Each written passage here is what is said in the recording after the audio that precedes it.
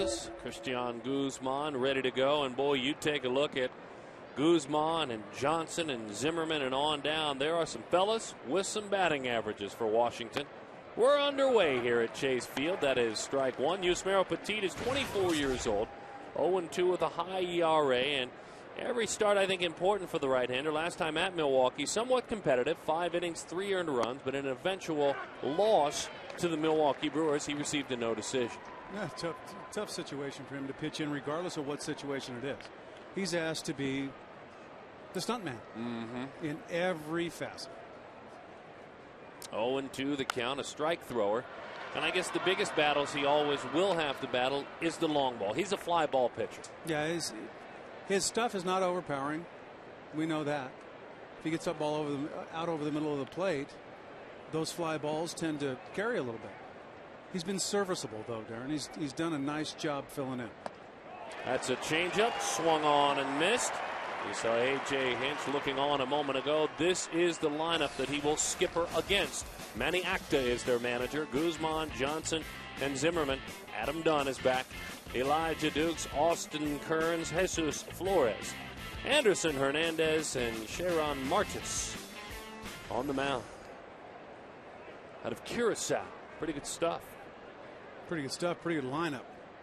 I'm telling you, my friend, you know, you kind of go through as Nick Johnson takes up and away with teams that are either in the other league or in other divisions that you don't see for a while. A little bit of out of sight, out of mind. You read headline articles. Then you start pouring through these numbers in preparation for this series, for the 5 minutes that we had amongst all the other stuff that went on today.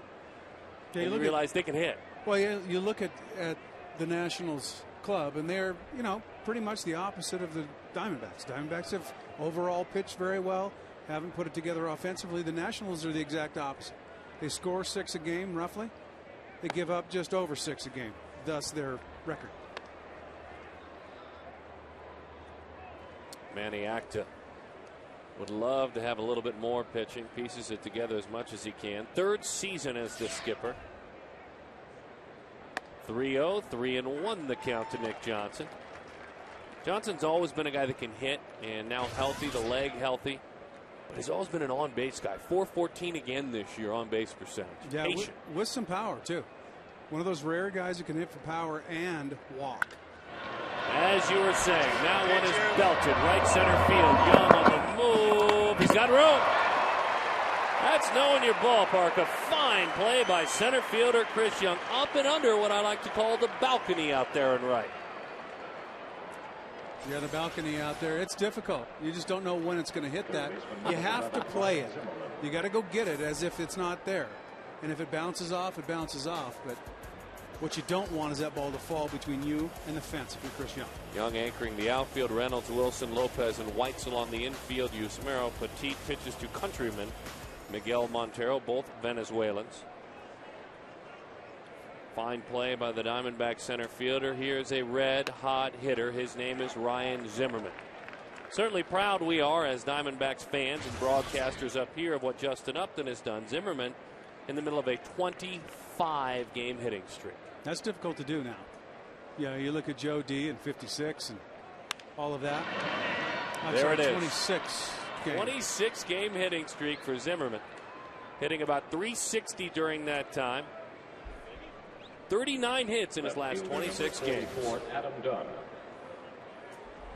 Dunn. When you're, as a batter, as a player, when you're in one of those streaks, the ball looks like a balloon coming up there, and you're patient enough to get a good pitch to hit. We see it currently with Justin Upton. What's he doing? Laying off the bad pitch, getting a good one to hit, and not missing it. It's exactly what Zimmerman's been doing over that 26 games. Big old defensive shift for a big fella. Adam Dunn. He brought his football with him. He was out playing catch with his teammates before the game. He looks out there at Wilson and Lopez and Weitzel all on the right side. And Mark Reynolds essentially playing shortstop. Yeah, I don't think, not a real big chance he's going to bunt right here, so I don't think they're worried about it. Well, he can take some pitches. He can. A little frustrating last year with Adam. You know, you say to yourself, boy, he's such a big, strong guy. Maybe he could expand the zone a little bit. Maybe he could get off that off that plate a little bit and hit some more homers. But you know what? He just does it every year. Hits a whole bunch, walks a whole bunch, scores some runs. Pretty solid all the way around, year after year after year. That's a good pitch, by the way. 2-0 changeup. He got him into swing mode with that pitch and right over the top of it. I don't blame you, Smero. That big old donkey standing up there with a 2-0 count. I'm not throwing him a fastball either. They're set up away. Instead, it's a pickoff throw. It is some kind of pure. That football is some kind of pure coming out of his hand, isn't it? It really is. I mean, you can just tell. He goes out with his teammates and throws that. They throw it and it just kind of wobbles. It is pure coming out of his hand. A little bit more open in that stance than we saw last year. Good pitch, 2-2 the count. True. A little bit more open, maybe loading the back leg a little more as well. Looks like it.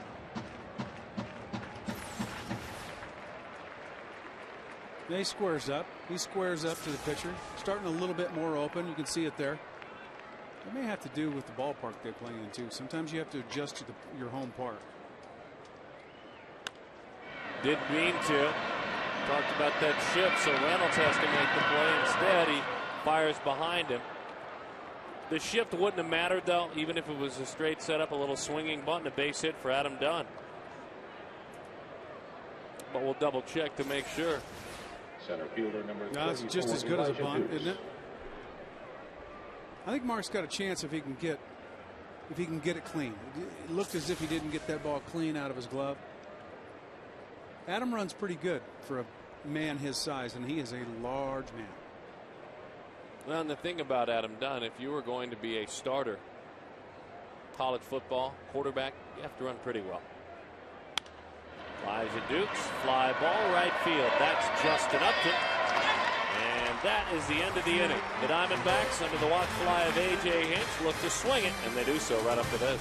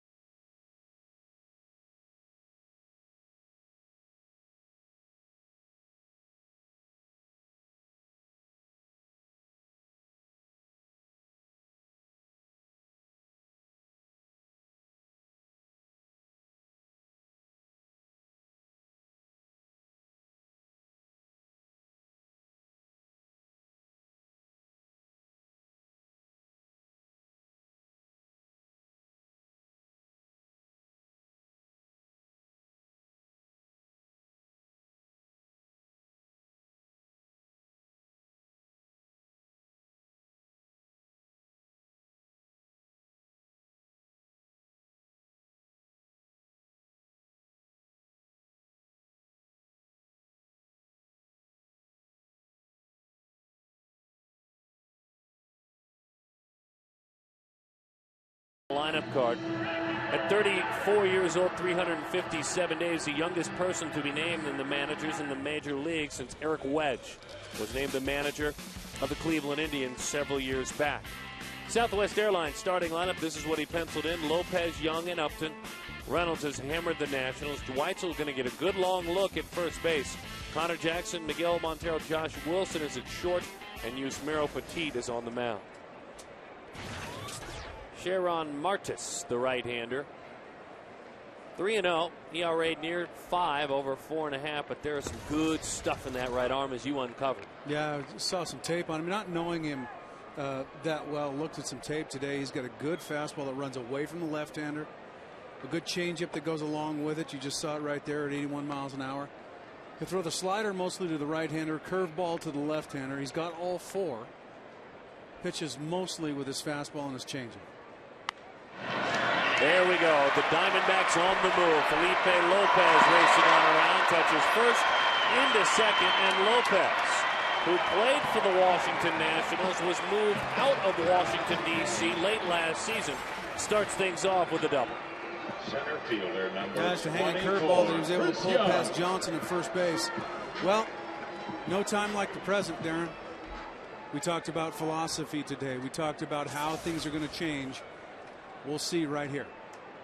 We'll see what A.J. Hinch has in mind about scoring runs right now. And with Chris Young, a batter who was just 1 for 19 on this trip, being penciled in into the 2 spot. Thought about dropping down a bunt, instead takes a fastball in. 0-1 the count. I think that's a bunt for a base hit. That's not a sacrifice per se. He may have had ideas about trying to lay one down for a base hit and get it hard enough to the third baseman to advance Lopez to third, but didn't square around on that one. Instead, it's to right field. It's a long run for Kern, still going. Austin is there. Lopez tags and heads into third, so fly ball right field. And he's moving him up to third, swinging all the way, my friend. Using the right side, I do like that. I got the job done. At worst, you need to advance that guy to third and give yourself an opportunity. Regardless of the manager, that's the philosophy. You want to, if you have the guy at second base with nobody out, got to get him to third and have a couple of whacks at getting him in. The key right now is getting him in. Well, Justin Upton certainly has been up to the task. He had 11 hits on that 8-game road trip, hit nearly 400. 4 home runs and a double, and he is in the middle of a 14-game hitting streak.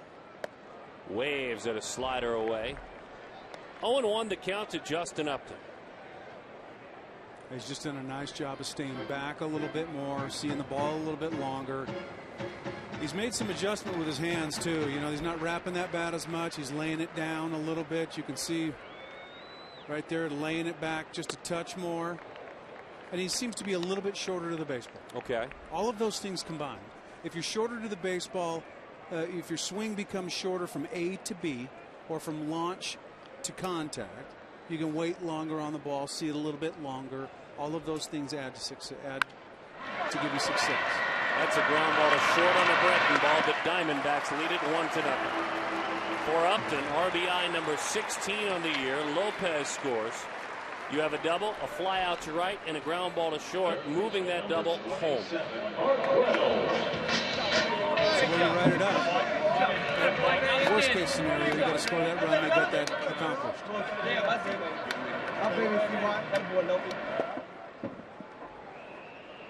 And so now Mark Reynolds. Waving through that one. Mark Reynolds, 17 hits his last 17 games. 5 of them homers, 4 of them doubles. Starting to see a little bit more consistency out of Mark as well. Looked like he went around there. He did on an off-speed pitch. Change up there. Little change up. Backed off on it. Throws a little slider as well. You're right. We're seeing a little more consistency out of Mark. Driving the ball to all fields. That one he drives down the line. It's a foul ball.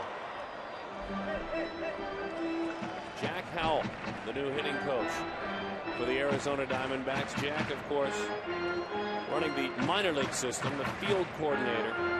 Passionate man about his craft. There's no doubt about that. Well, you want to talk about dedicated. This guy is dedicated in every form and fashion of this organization.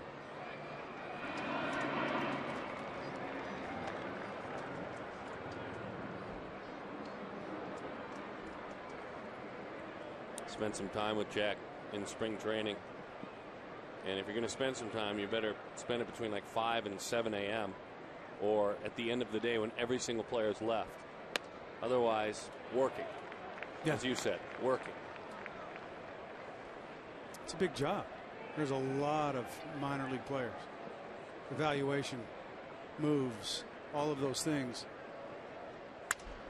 Broken back ground ball into center field. A little hitter's perspective on that one. It had that ugly sound, but is he rewarded for using the whole diamond there? It had that broken bat sound, we know. It's so easy to roll over that ball to shortstop. That one right there is what gets you to 300. Now, it doesn't have to be pretty. It's like golf. You stripe that drive down the middle of the fairway, that feels really good. But that's not what makes you round. What makes you round are your misses. If you just miss the ball and it's on the edge of the green, okay. But if it's out of bounds, it doesn't do you any good. Baseball's the same way. It's about your misses. If you can use the big part of the diamond, those broken bats, right, the balls that are hit like that, sometimes find a hole. That's how you find yourself creeping towards 300 and being productive as a hitter. A couple of those young Diamondbacks, good to see smiles on their faces. 0-1 the count to Josh White. So, by the way, you saw the defense for the Nationals just split by Mark Reynolds. Thought about going over the top of that one. Flores thought about throwing it and couldn't stick a fork in it. Saw that thought for Reynolds, which led to this. They picked it clean out of the dirt. Mark bluffed a couple of steps off of first base. He was ready to throw.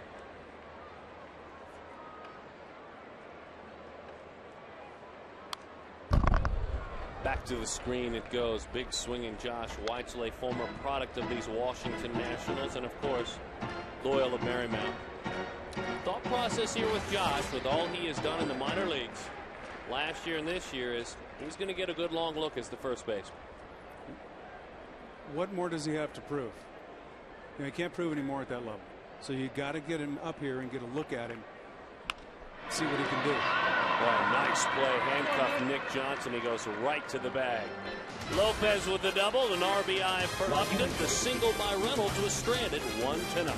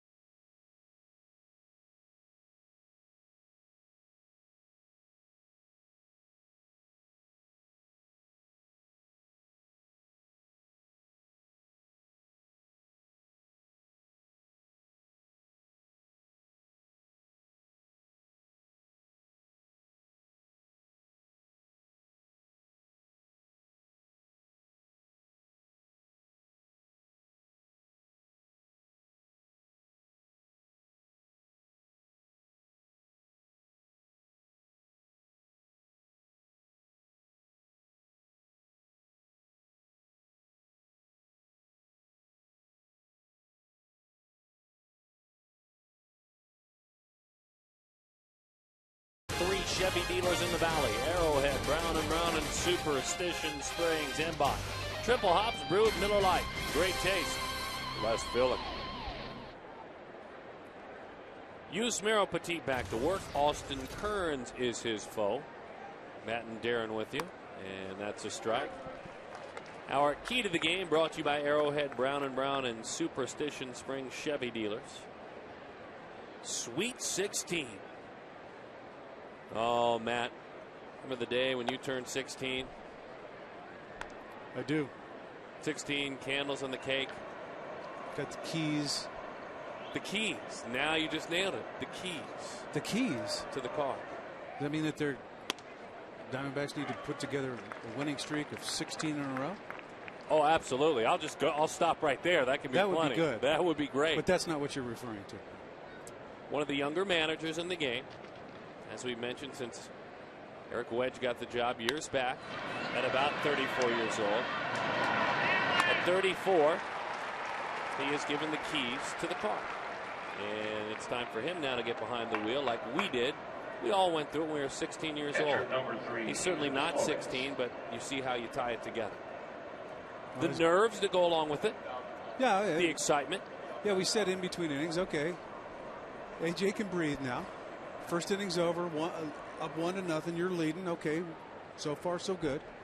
He admitted today. He admitted he was nervous. You know, this is a huge opportunity, and it's a big job to be put on his shoulders. Just off the plate to Flores. You can look at it one or two ways. You can be nervous or scared about it, or you can look at it like AJ's looking at it as an opportunity. Right. He's got an opportunity to lead this club to where they need to get to. And he's, you know, he's optimistic about it. He's ready for the challenge. We were talking about it between innings, folks. Today was a horrible day. It was an absolutely horrible day. You know these guys. I have certainly a long history with Bob Melvin. Now, he was a bench coach in arguably one of the greatest seasons I've ever been associated with. Horrible day. But what do? You got a game tonight. You got to play it. You have to. Well, go play. That's all you can do. And the players, I'm sure, at this point are glad that all of that's over and they can get in between the white lines and play the game. Interesting there, just to quickly talk about the actual game. Weitzel letting that ball roll as it hugged against the line. Standing there with the bat in his hand the whole time was Jesus Flores. Smart move by the first baseman. If that one hits a rock and skips into his glove, that's an out. They can also hit the edge of that grass, too. There's a lip on the edge of the grass going down the first baseline. If it hits that with the right spin, it'll shoot back to fair territory. Doesn't cost you anything to run, you young baseball players. Did he go on a breaking ball? He did not. Paul Emmel, the first base umpire. That's what you're talking about right there.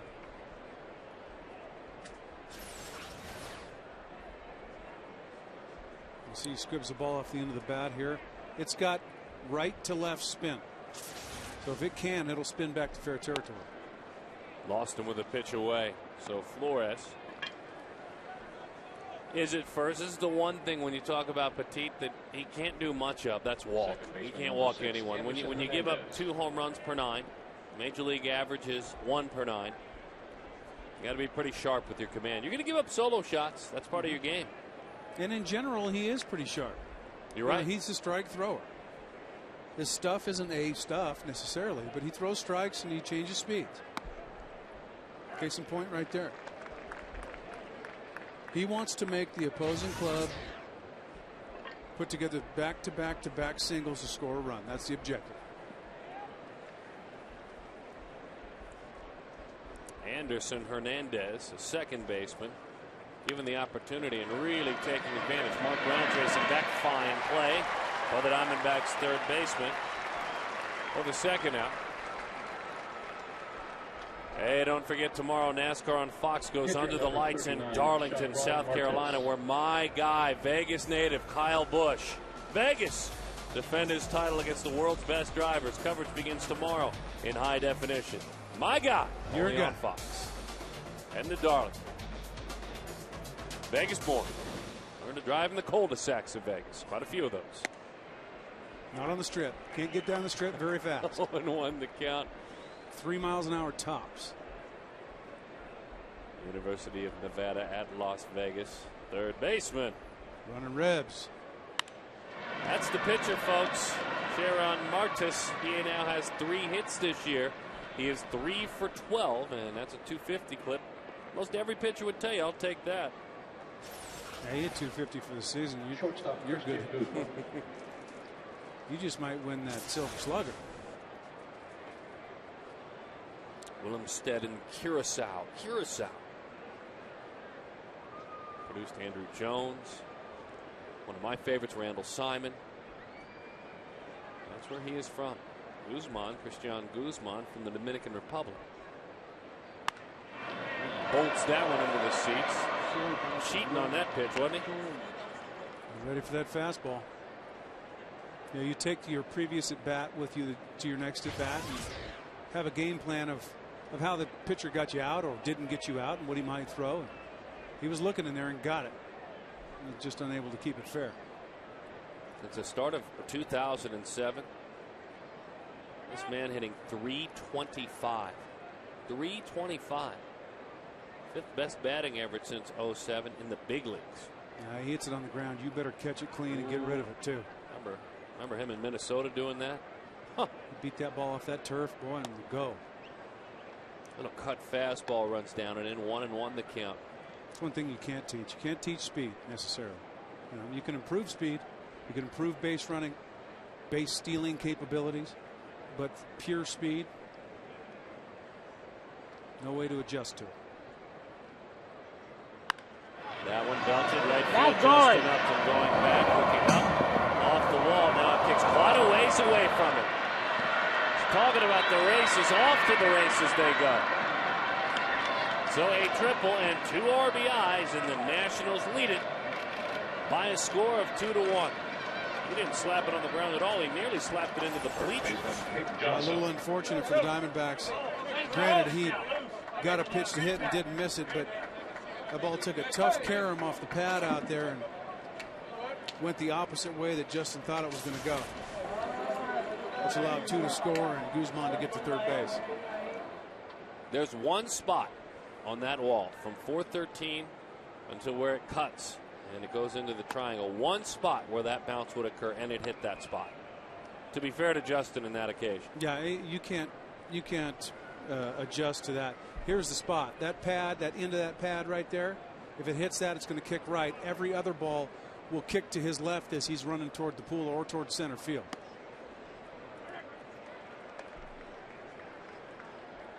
Doesn't mean that Guzman can't hit. He crushed that ball. That ball was raked. So 4 hits already for the Nationals. And Nick Johnson with a runner at third and 2 outs looking for more. He broke his bat. Did he get more? Lopez, can he throw him out? Using the dirt, you bet he did. Fabulous play by Felipe Lopez. Saved a run with that play. Against his old club, you're not going to drive another run in.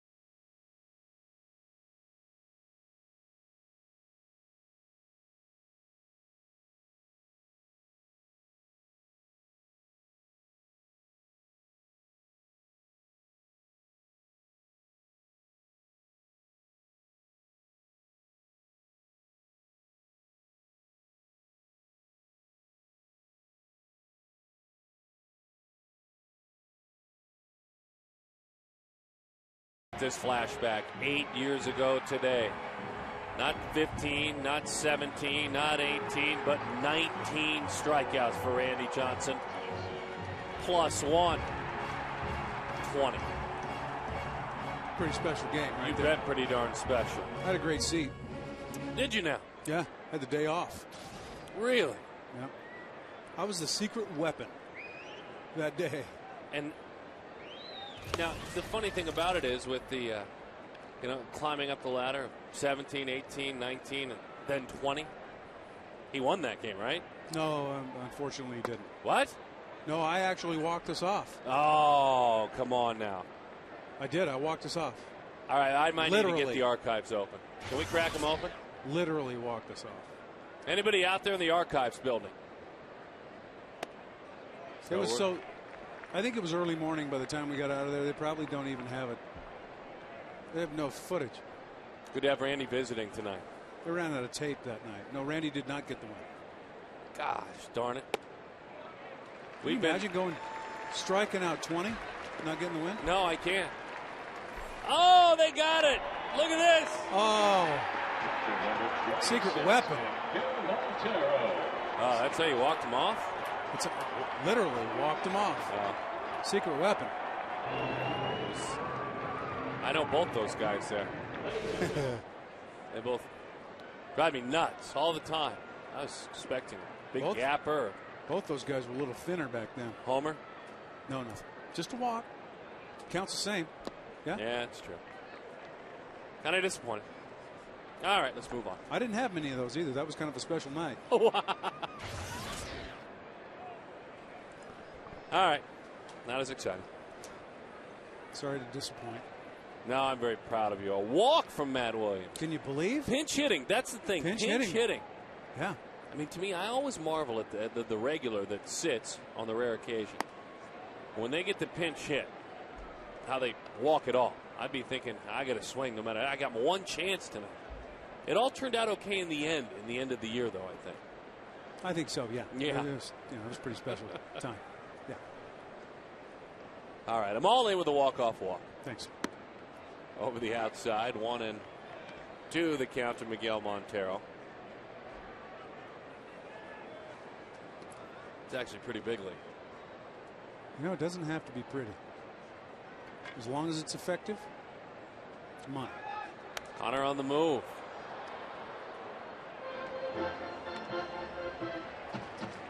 Who walked you, by the way? Do you remember? I think it was Danny Graves, actually.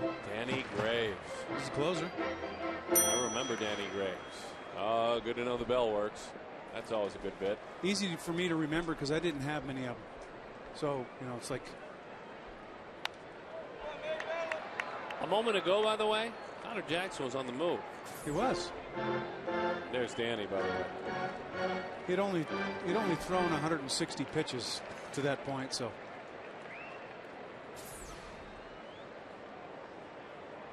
Yes, Connor was on the move. A hanging breaking ball lifted to left. And an interesting pitch. He took a whack at it, and Adam Dunn is there to make the play for the out. And that was up, chest high bender. Hey, look at Miguel Montero and where he's had his successes of late. Left center field, hitting the ball the other way. That one's just a little bit up and out. But you know what? That is a beautiful swing right there. It's a gorgeous swing. Just because it's flat, where his head was at point of contact, went with the pitch. That's what he's been doing to have success. It's okay. As if that dugout wasn't rattled enough over the last 24 hours, they could rattle a little more with that foul ball from Josh Wilson.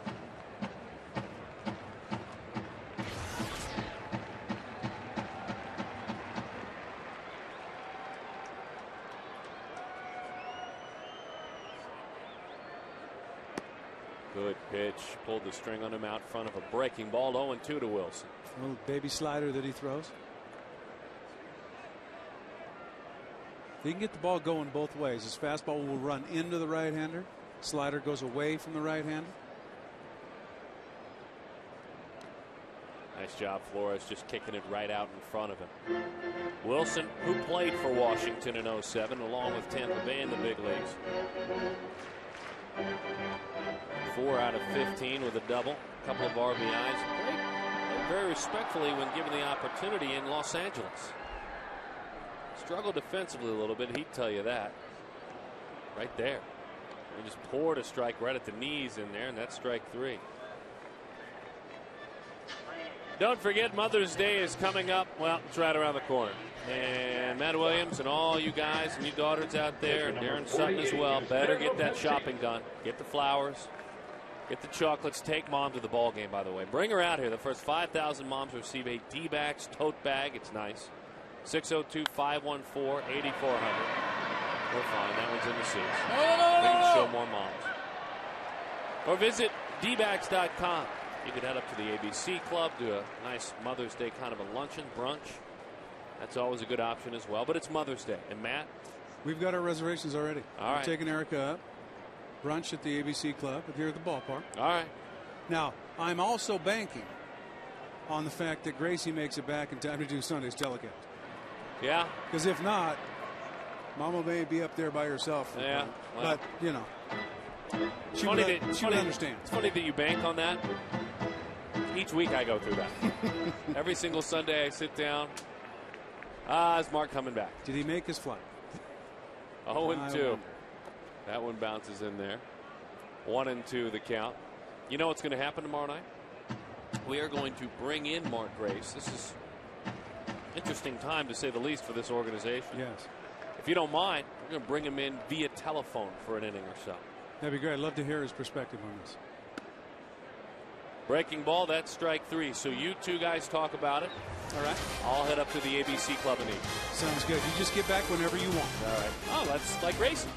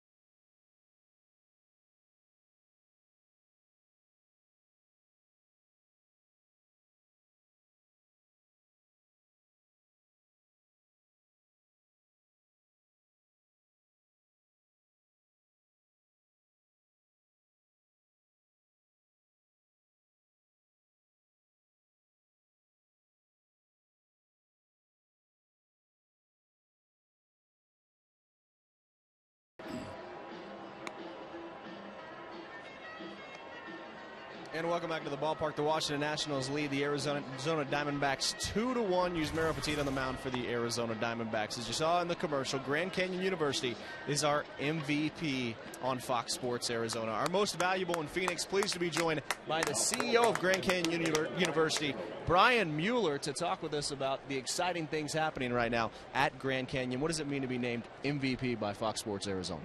Well, it's recognition of the fact that Grand Canyon University has been in the state for 60 years, but because of the tremendous growth we've experienced in the last 3 or 4 years, we've now become a real relevant part of the economy. Yeah, absolutely. A lot of exciting things happening, and being named MVP is certainly an honor. You're the first MVP from Fox Sports Arizona. What exciting things are happening right now at Grand Canyon University? There's a lot of exciting things, Mark. One, we're one of the fastest growing universities in the country right now. We have over 25,000 students between our students who attend our traditional ground campus and our online campus. Secondly, we're one of the fastest growing employers of the state. We have over 1,300 employees now. We're adding actually 150 new employees every single quarter. Thirdly, we became a publicly traded company in November. In fact, Wall Street named Grand Canyon University, which it's under the NASDAQ listing of LOPE, short for antelope, but they named the Grand Canyon University stock the best performing stock in fiscal year 08. And the great thing for Arizona is that because of that success, we're able to award over $10 million worth of scholarships to Arizona residents. And a lot of that money we haven't given out yet for 09. And so if you're a traditional student looking for a private traditional university, Christian university to attend in the fall, or if you're a working adult student who'd like to attend our online campus, we still have a lot of academic scholarship money to award for this upcoming fiscal year.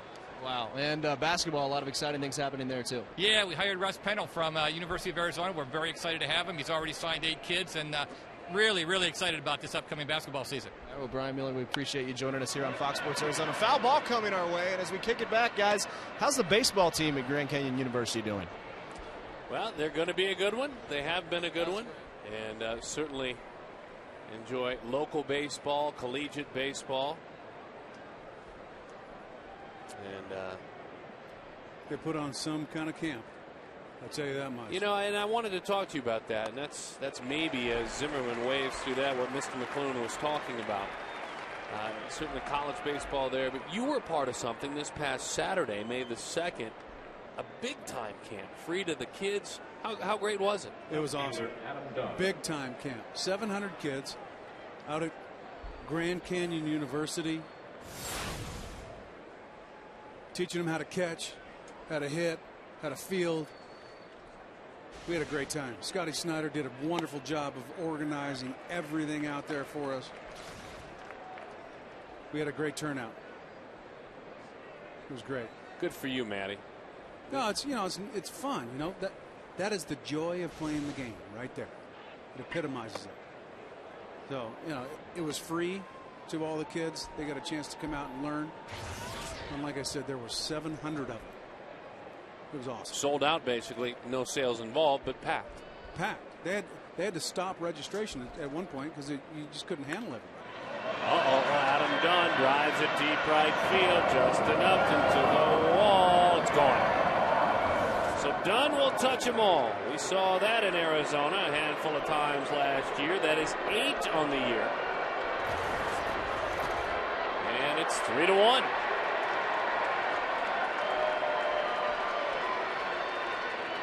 No, big Adam Dunn. He puts the head of the bat on it. It goes a long way, folks. Center fielder Elijah Dukes.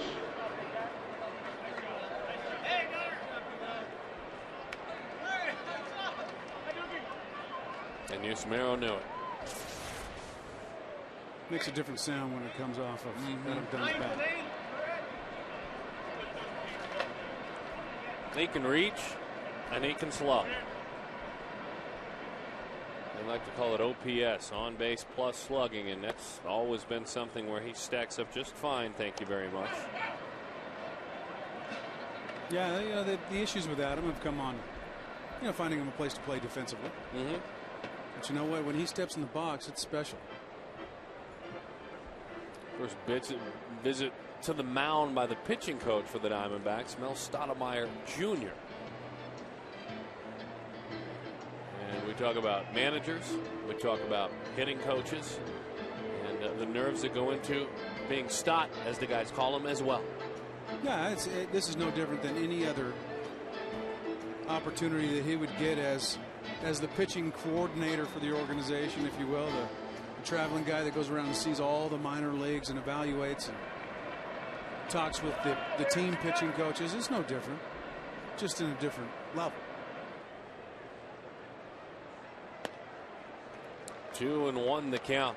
Good meeting right there. He was doing some heavy studying today. I walked in the clubhouse about 1:30 this afternoon, and Stott was in a book. In the book of all these guys learning. That one's crushed. Center field. Did the home run ball bite him again? Nope. Because Chris Young once again knows his real estate and his acreage very well. A couple of days off for Chris. Right fielder lately. Maybe a chance to clear the mind a little bit.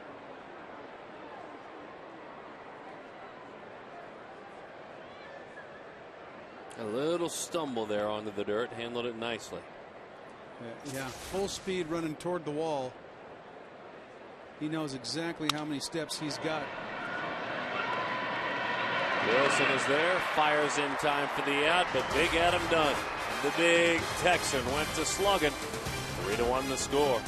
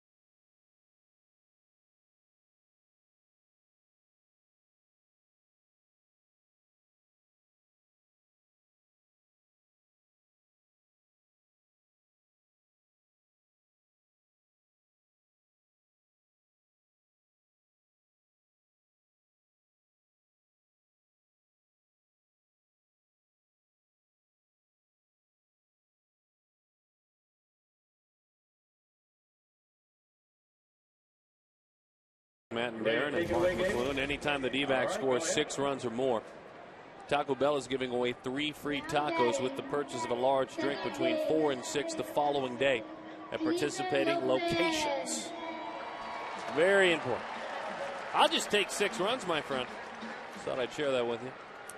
I will take 6 as well and take the chances on winning the game. Felipe Lopez doubled and scored back in the first inning. Part of 06, all of 07, and part of 08 was a member of the Washington Nationals. Lopes, as his teammates like to call him, had 8 hits on the road trip, including a home run. Well, he's been consistent, hasn't he? And from both sides from to the day one. plate. Yep. Take a look at our Firestone leaderboard. Hits by second baseman. You'll notice some very familiar names up there. Orlando and number 3, Felipe Lopez. You know, and Felipe tried to get inside that head a little bit in Los Angeles. We had a conversation about being consistent from both sides of the plate. And he's one of those hitters. This might be a hit, too. Let's see. Bobble, that's a hit. He would have taken a barehanded play. Still don't know if Guzman would have gotten him. So another multiple hit game for Felipe Lopez. But he didn't want to share a whole lot about his secrets of being consistent from both sides of the plate. I don't blame him, but he is consistent from both sides. Yeah, sometimes it's not necessarily sharing secrets as it is superstition. Yeah. Yeah, it happens with players. They don't want to talk about it. When things are going well, they don't want to talk about it because they're afraid they're going to jinx themselves. Were you one of those? Of course. Everybody is in their own little way. Sure. You know, that's okay. Breaking ball in a dandy, 0-1 the count. He's not a real talkative guy anyway. You know, he's a quiet guy. Depends when you catch him, you know. It depends when you catch him. He was dealing like his teammates with having a new leader today. Yeah. How you doing? How you doing, Lopes? Because he's always got a smile on his face, whether he's saying something or not. I'm hanging in there. I think that kind of sums up everyone. Hanging in there today. Feeling one another out. Yeah, that guy too, right there. He's hanging in there too. He's hanging in there. It's not easy. Popped up and into the seats. 0-2 the count. Well, Josh Burns is going to join us here in a couple innings. Talk about a little bit about the philosophy going forward. You know, what does he see? We may be able to tell right here. We've seen one of the base runners in motion tonight. You know, you lead off this third inning with a guy on base, and you know, can you start him? Can you move him? Can you hit and run? All of those things will come into play, I'm sure, at some point. So we'll talk a little bit about that. Right fielder Justin Upton. He held on to it enough, locked it up. That Flores had a lot of run on that ball. Yeah, his fastball runs in hard to the right-hander. It's not necessarily a sinker. It just kind of floats back to the right-handed hitter. Yeah, 92, 93 miles an hour. Good pitch. Waving in his slider away is Justin Upton. Now Upton, he drove in the Diamondbacks' lone run, did so in the first inning after Lopez doubled. Young moved in the third, and Upton with a ground out, 16 RBIs, but still floating through with that hitting streak. 14 games, and that one is low.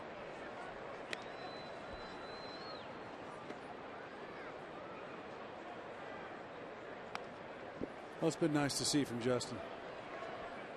See that average getting close to 300.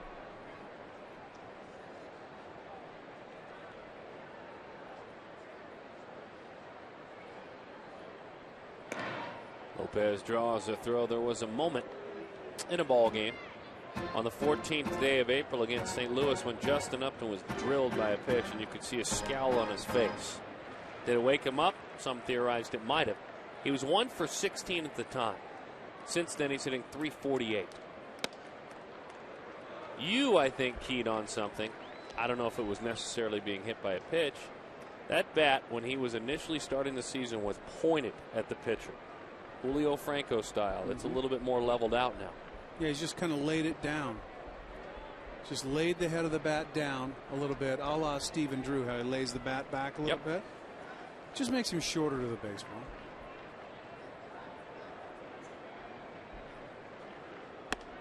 Boy, so good pitch. You say to yourself, well, why didn't he just do that from the beginning? Well, you know what? The game's not that easy, folks. See that bat just kind of laid back a little bit as opposed to pointing out towards the pitcher. It allows him to stay back a little bit longer, see the ball a little bit longer. A fraction of a second in this game means all the difference. The pitch is high. Lopez bluffed as if he was going. I'd imagine he will be now. 3-2, 1 out. Does that say that he's going to hit 340 the rest of the year? No. That doesn't mean that. But what it means is he'll be more consistent. When he becomes consistent, he can let all of those 5 tools shine. Runner goes, pitches outside. That is ball 4. How many of those you seen over the last road trip? Whole boatload of them. Yeah, there's no doubt. We'll walk you through it. Matt will help us.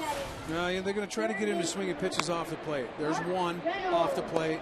Second one he takes. Took a strike, maybe a high strike. But the biggest thing is he was able to lay off the 3-2 pitch off the plate. 2 weeks ago you didn't see that. He was hacking at that ball. So what does that tell me? It tells me that he's seeing the ball better because he's shorter to the baseball and he can wait longer. We had a replay of a base hit that Justin had yesterday. And literally, if it was a quarter inch or nothing at all, as Reynolds takes a breaking ball for a strike, that foot didn't even come off the dirt. Yeah. So he says, I'm getting my foot down. Well, young man, you're hardly lifting it up. I mean, he's just in a nice motion and no big leg kick at all involved. Now there's a little bit of rhythm, a little relaxed rhythm right now. He's had some success, which is for any young player. I don't care if you're, if you're 18, 19, 20, 21 years old, or if you're 40. Success breeds confidence, the way it is. Same with this guy right here. In the hole 0-2, had a little broken bat single to center field back in the first inning. Couple of runners on out there for Mark. Topper out front of that one. A high changeup had him cheating a bit. We'll do it again, 0-2. It's real comforting to know that even if you do get 2 strikes, you can go ahead and flip that ball up the middle. So you can take your shots at it. Strike 1 and strike 2. Make no mistake about it, Mark Reynolds is hitting 4th in the lineup for one reason. He's paid to drive the ball, drive runs in. But he's also expected to hit with 2 strikes, too.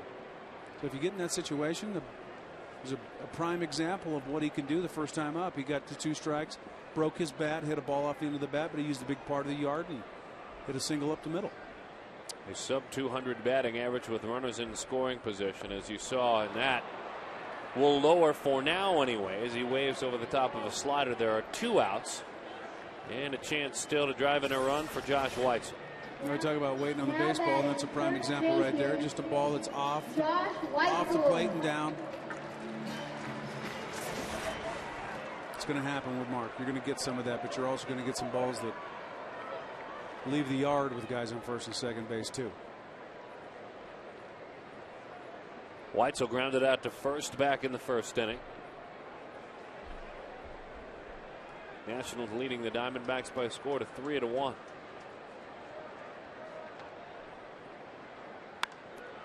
Lifts that one left field. Easy change for Adam Dunn. Couple of base runners. The D-backs come up empty. They trail it by a pair.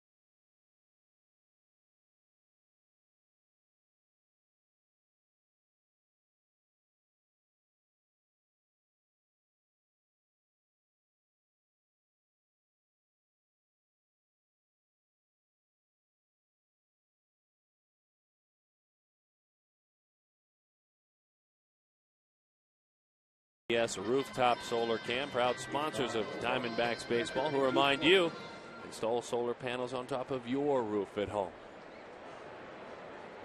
Jesus Flores, Anderson Hernandez,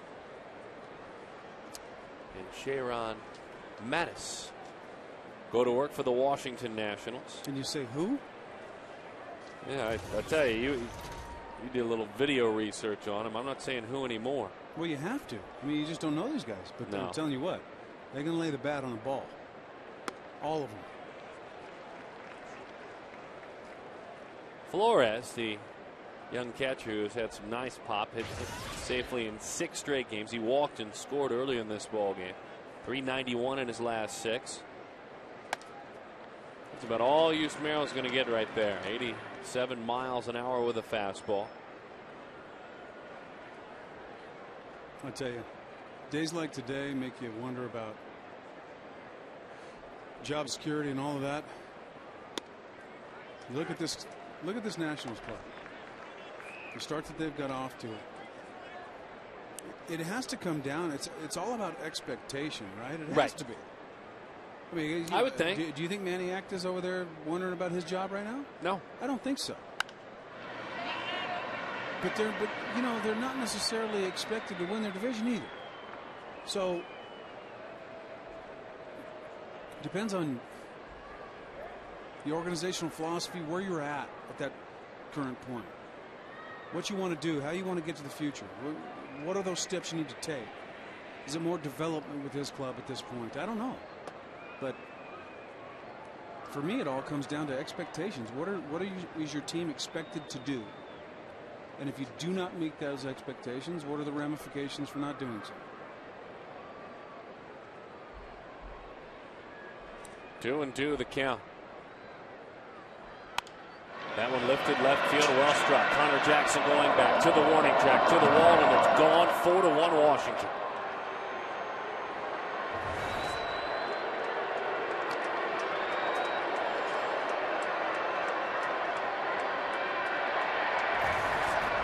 Well, they can lay the lumber on it. I'm telling you what, you get a pitch to hit, they don't miss it. Second baseman Anderson Hernandez. The cut fastball, the slider, and didn't do anything. Those are good to hit when they're up in the strike zone like that.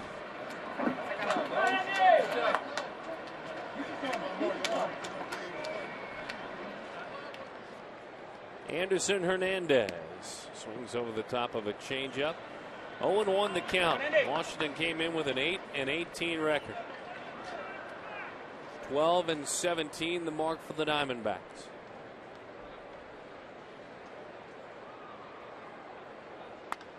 Hot shot, diving play. Weitzel. Petit gets to the bag, and a nice play by Josh. He was a pitcher and a DH in college, has really had to work on his defense for plays like this. It's just a nice play. If Josh has had any issue, we saw it a little bit in San Diego. His issue has been throwing the baseball. It's not easy. I mean, you don't play the position, and all of a sudden you can hit like he can hit. They've got to find a place for you offensively, and first base is the logical spot.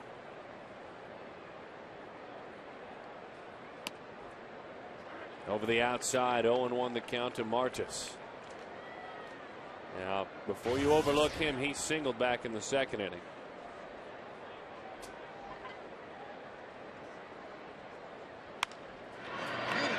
And he nearly singled it again. That was a rocket shot. Weitzel there to gobble it up. Little spinner when the pitcher goes the other way. All right, you ready? Here we go. Amplified trivia question. Who was the first Diamondback to homer from both sides of the plate in a game? Piece of cake. You got that? Oh, easy. Devon White. Fly ball right field. Mark Grace. No, not a switch hitter. Oh. Good to see you doing your best Mark Grace impression there, though. Goodness sakes. Good.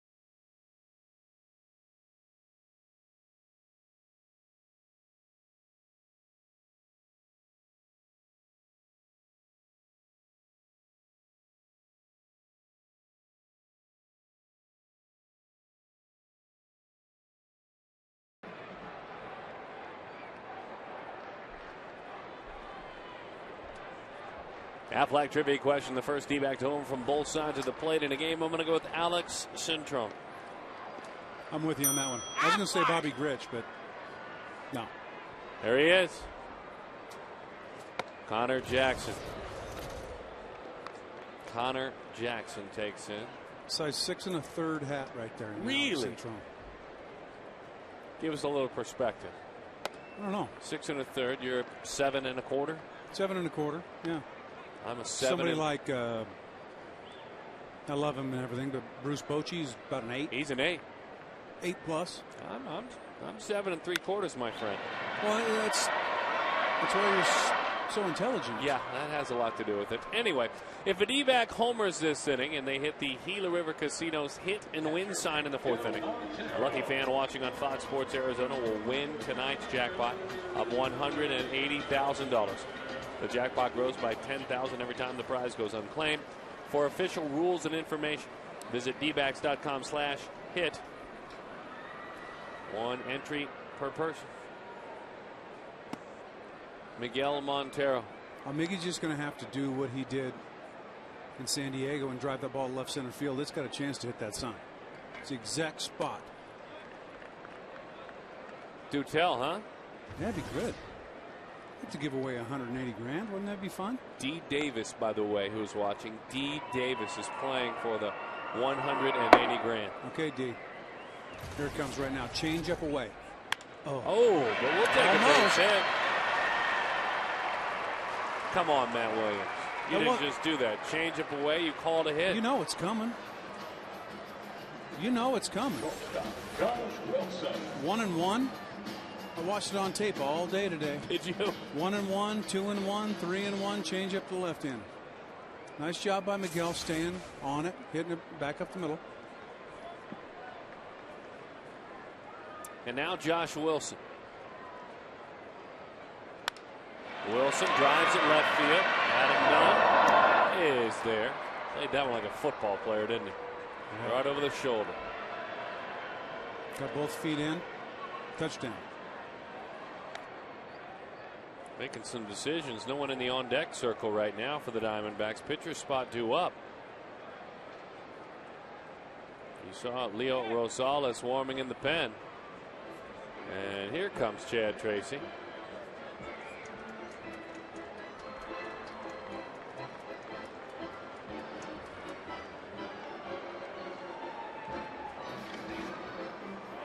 I want to remind everyone about our Good Sport of the Week. Fox Sports Arizona's Good Sport will be announced in tomorrow's Diamondbacks Live pregame, and we'll show you again on Sunday. If you have a Good Sport story, email it to Fox Sports Arizona at foxsports.net.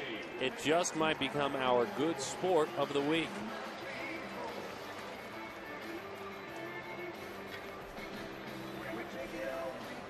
The lineup card being worked on. Chad Tracy at the call. Now he's ready.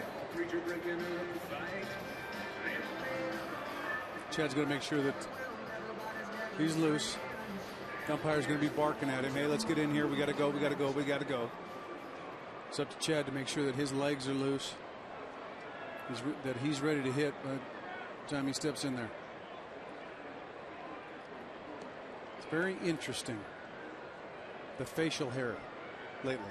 Yeah, Tracy's got the beard going. Does Mark still have his going? Mark Reynolds. Boy, Mark has been being given the business about his beard on his recent road trip. Have you seen Kirk Gibson lately? Yeah, absolutely. My goodness. The 0-1. That one is low. 1-1 the count to Chad. I tell you, it's a little sign of frustration, folks. Talked to Gibby today. I said, hey, what's with the beard? He said, I just don't feel like shit. And nobody's going to argue with him. 2-1 the count to Chad. 2:21. Boy, he had a tough road trip. And you hated to see it for Tracy. Knowing what he can do, those legs under him. A good opportunity to see if he can get something done with 2 outs here. 1 for 17 on the trip. That one dives away. 3-1 the count.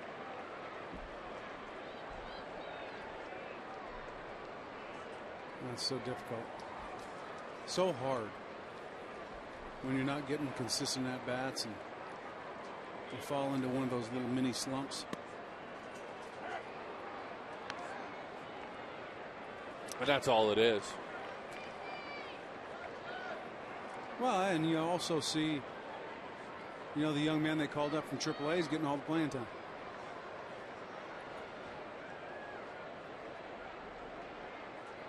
Three-two pitch. Runner goes. Bouncing ball to the right side. Out front of him, Anderson Hernandez makes the play. The Diamondbacks come up empty. Petit gone from this game. Rosales coming in.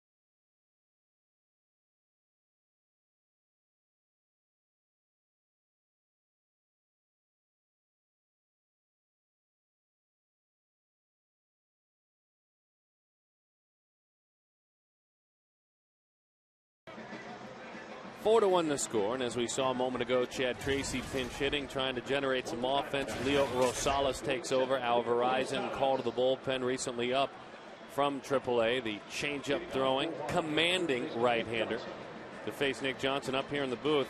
Executive Vice President and General Manager Josh Burns joins us along with Matt Williams. And to say the least, Josh, a very, I would imagine, exhausting day, challenging day, and you hope a spring forward day for this organization. A lot going on in this day for the Diamondbacks. A day unlike any other. First of all, certainly an acknowledgement for everything Bob did for the organization, for me personally. Talking to him, yesterday evening when the team returned, it was tough. It was somber, and we had a lot more good days than bad. But also excited about giving AJ a chance here, and what it represents, and a lot of things I've talked about today. Where this is a total organization. AJ has a good idea how the engine works, and knows the game, and has been involved with players getting better, players getting from one level to the next, accepting one challenge over the next, and I think something critical for our organization is belief system, where the players come from. Whether they're young or coming from the outside, and Bob certainly had it. I don't want to knock Bob in complimenting AJ, but AJ's unique in that way. That he's a solution guy. He sees how things happen, how they can be fixed, and has a strong belief in players. You used a term today, organizational advocacy. Tell us what that means to you and the philosophy you want to create with those words. Well, it started from the player's perspective. Any player who's on our club, the amount of people who've touched his life, why he's here, a scout, many scouts, the amount of debates about him, player development, money that's been invested in, a roster spot that's been invested in, playing time that's been afforded to him. That's a lot of things. If you want to use one word, is that advocacy? Is that organizational fuel? That's a lot of things. There are a lot of people who touched that player's life. As you know, you may or may not be aware of that. You may or may not feel that. You might feel that more in a tough time than a good time. But I think it's a real dynamic. I think any organization would say, hey, the guy they drafted and developed there's an unusual pride in that because there's a lot of people who touch that guy. And fortunately, the way we've built it here is on most days over the last several years, about half our roster is only played in our organization. So there's a lot of organizational pride and advocacy behind those guys. And believe me, when they struggle, there's some people all over the country checking the internet, watching TV, whose hearts are breaking too. They want them to succeed as much as anyone here. 3-2 with one out. That one flipped into the seats. And the interesting thing, and you and I talked about this down in the locker room before the game, it's easy to say and understandable to say that this is a unique hire, and you understand why people say that. It is. You know, I think we aren't afraid of trying something. We're not here to reinvent the wheel. You know, you can pick other instances in sports or baseball or general manager appointments. Certainly other businesses that have been unconventional. This is unconventional in one sense.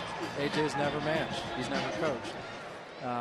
He's going to have to learn some technical aspects and get a pinch hitter out there and speed of the game and things like that. But a lot of what goes into a player's success, a win, a contract decision, he understands at a pretty high level.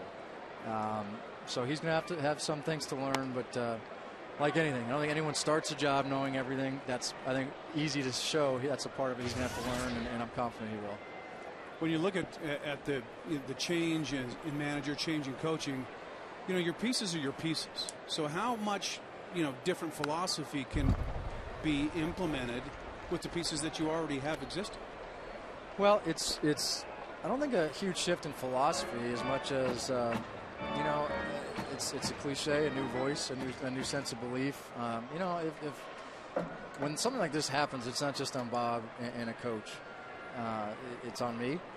It's on the players. It's on a lot of things that aren't functioning as well as we all need to. And, you know, so do we look at our philosophy sometimes? Yeah. How we score a run, how we prevent a run, how we spend a dollar? Sure. Do we look at our roster? Should we exchange this player for that player? Sure. Those discussions happen every day. They happen every day with the manager and GM and many other people.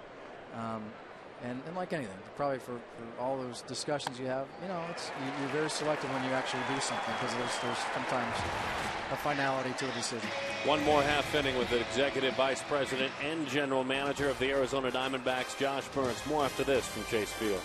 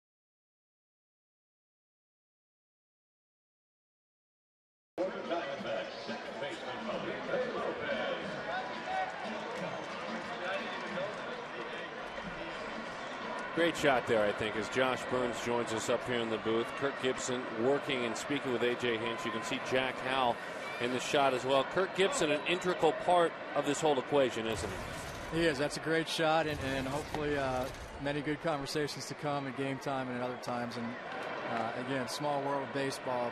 A.J. played for the Tigers. Gibby was the bench coach. When we hired Gibby, Bob and AJ are really the two who knew him the best. And so there's a tough day for Gibby. He's very loyal to Bob, but I think there's some respect for the job and respect for AJ, and he's in there trying to win a game. One of the hot topics today, and I think, when the question was asked of you in the press conference today about the length of AJ's contract, whether this was an interim hire, you were very quick to say, no, he is our manager and he is signed through 2012. Explain to us, if you can, the philosophy behind that. Well, I think any job like this, there's a long-term commitment to it. Again, he's going to touch a lot of things. I think to put anyone on a banana peel is probably not the best thing. You can look at any organization where a player, a prominent player, a manager's in the last year of his contract, and how unsettling that is. The general manager stops for a moment and enjoys what he is seeing. A triple and an RBI, 4-2 the score. I have a couple of analysts to my right. Either one of you take it. What I like about it the most is that Chris Young with a triple to the right side of the diamond, Matt Williams. The issue with Chris has been pulling off the ball and not letting the ball travel enough. We talked about Justin Upton doing that. There's an example of what Chris Young can do if he just allows himself to be Chris Young. If he allows the ball to get deep and able to hit that ball the other way, he can drive it that way, and there's your result. And Josh, I think he learns by waiting, letting it travel, and then hitting it that way, how strong he is. He is. He's got a lot of leverage in his swing, some backspin. He's hit a lot of homers and doubles in his career, and Matty knows his swing as well as anyone. He doesn't go that way easily. He's tried. He just didn't really stay inside a ball, so that's good to see. You had just about wrapped up your comments. If you have any more to make on the long-term commitment you need to make in a situation like this with a new manager. Yeah, I mean, these are the types of jobs that get criticized. I've gotten a lot of criticism today, and much of it's deserved. Much of it, I hope, is proven incorrect. But, commitments financially, I mean, I hate to say it, for a player is much larger than a manager or someone wearing a collared shirt. So in that respect, it's not daunting. Second of all, when we draft a player, I remember a player we drafted years ago. Well, unless you guys make a decision, I might be here for 9 or 10 years. When you consider a minor league progression, then 6 years of control. So, guys like Mel Stottlemyre and Jack Howell have been in the organization for 8 years. We want to win tonight. We want to win, in 2009 to validate this decision. But to sort of act like this is a day-to-day assessment, I don't think it's sending the right message to anyone. As you see Jack Howell, field coordinator. Explain a little bit about, for those who don't know Jack, a lot of people know his playing career, what he brings to the table. What he brings to the table now as a hitting instructor, and the passion that Matt and I were talking about. Well, he played a long time. He was a non-drafted guy who made it happen and had a long career, played in Japan. He's done a lot of things in the minor league system at various levels, and then leadership as field coordinator. And not to embarrass Jack, but he twice has had teams come at him to be a major league hitting coach, and he's refused, wanting to stay here and be a part of this, because I think the most important thing to him was to be a Diamondback, and now he's got the opportunity, so I'm very happy for him. Who's replacing AJ, by the way? We're taking applications if you're interested. No, I'm not. I saw the work. I spent 2 days embedded in that minor league camp in spring. Got to know AJ, which was very helpful for me, certainly, but way too much work that goes into that. So that's an ongoing process, I take. We've got a few ideas. We've got, in the interim, a lot of good people. Peter Woodfork, our assistant GM, has a player development background and can certainly steer the ship in the interim, and then we'll get more permanent replacements in place. That's right. And then there's Jack, and then there's Stott. A lot of work to do, my friend. No doubt. We have, again, some people out there. A lot of people on our scouting field also have some experience in development. Guys like Rico Bronya or Mike Brown. So we'll see. We're meeting tonight. Already going through that. What needs to be done in the short term, Peter will steer the ship. May not be a question that you can really fully answer at this point, but from now until hopefully well into October, what are the expectations moving forward? What would you like to see from this club as the months progress and you get towards the end of the season? A little more offense, or a lot more offense. But, I think what was so endearing about us, and I said it in the press conference, 07, first part of 08, we were fun to watch. I think people who you know, fans or scouts for other teams said, boy, you guys really, you bring it every night. You're fun to watch. And starting about 12 months ago, we weren't as fun to watch. So I think keeping a style, which is, you know, some athleticism, some excitement, some passion. We're always probably going to play close games. The nature of the pitching in our division, having a knack to win those games, getting our style back, getting our swagger back, feeling good about how we play. I believe the results will follow. And I say this only to back up what the general manager is talking about, but since May 1st of last year, near the bottom in batting average, on base percentage, and slugging percentage, which leads me to the question, something you and I discussed. You didn't come to this decision lightly. You have only been through a handful of these in your long career. That one isn't staying fair. The ball said to stay fair, but it is foul. This was something that was long and hard within your thought process. Without question. You know, I've been doing front office work for 16 years. I've only been a part of 3 managerial changes. So based on how much the turnover rate is in our business, I haven't been involved in many based on 16 years. So it's not a decision I take lightly. Since I've been here, we've only fired 1 staff member before yesterday. So we tend to put our nose to the grindstone and try to make it work. Change, you know, for the sake of change is not always a good thing. So no, we didn't take this lightly. That one belted to right field. The play is made. The unfortunate part of this inning, the triple does not come around to score, but they do plate 1 on the Chris Young triple. I know it's been a lot of hard work for you. Thank you for coming up here, and best of luck in all that goes on in the future. Thanks, Darren. Thanks, man. This from Chase.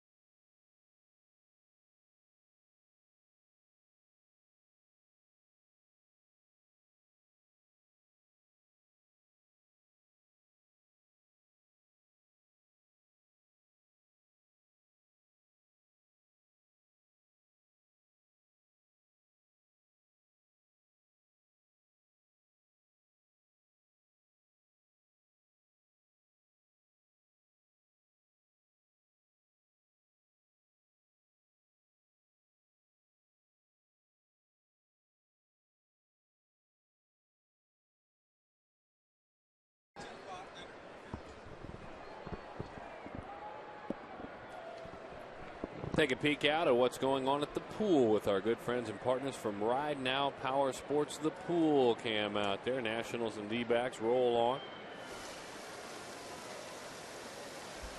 Let's hope we can get that water shooting in the air. Get another long ball, man. The count 0-1 to Elijah Dukes. Well, you look at the long balls, and those get you runs, but you got a guy standing on third with less than 2. That's where you score your runs. Over the course of a season, you get that guy in consistently, you have a chance to win.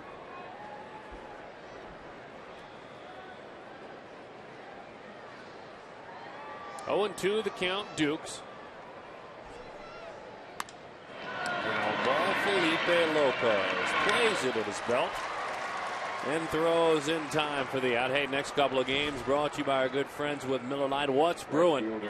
John Lannon, Doug Davis. Double D on the mound. Scott Olson against Max Scherzer. Have to get Max that first win. Have to. Are you kidding me? Boy, he's pitched well, hasn't he? We talk about it. I talk about it so much, and boy, Max has got to pitch more to contact to get deeper in the game.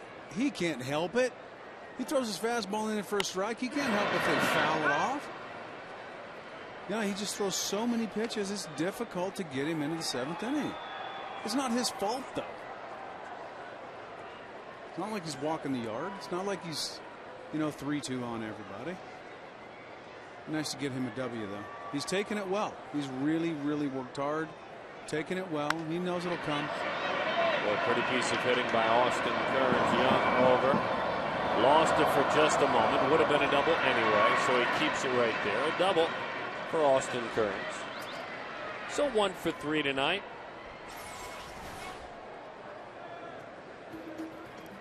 That's what Austin Kearns does so well. Doesn't hit a lot of home runs. He stays inside the ball. In a good year, he'll hit a boatload of doubles. Drive an occasional ball out of the ballpark, but his game is gap to gap.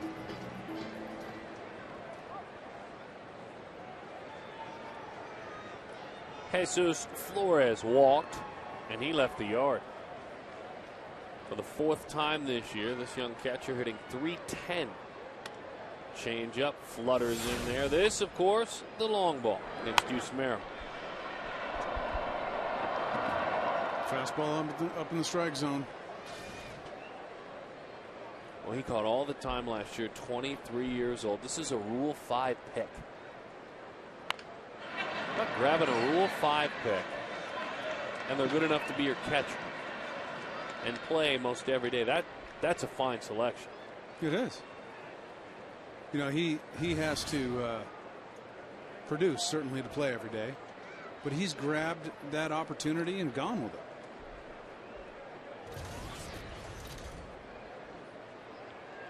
That one is away. How about Pat Listash, by the way, making that pick out there in the third base coach's box? He's a little bit thicker than he was back in college, but he still can pick it.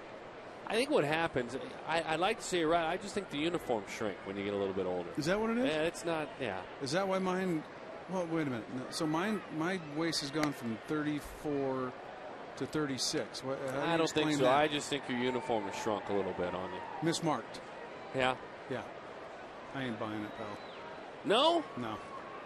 Pat Listash, Rookie of the Year. Ryan Braun, Rookie of the Year. Both in Beertown for the Milwaukee Brewers. The Brew Crew. How about the Brew Crew tonight? They rallied. They beat the Cubs. We'll get to the out-of-town scoreboard here. Oh, not yet. Some point, right? Got to be kind of an ugly game for the out-of-town scoreboard. Oh, okay. But that's worth mentioning because I've called many a Cubs-Brewers game.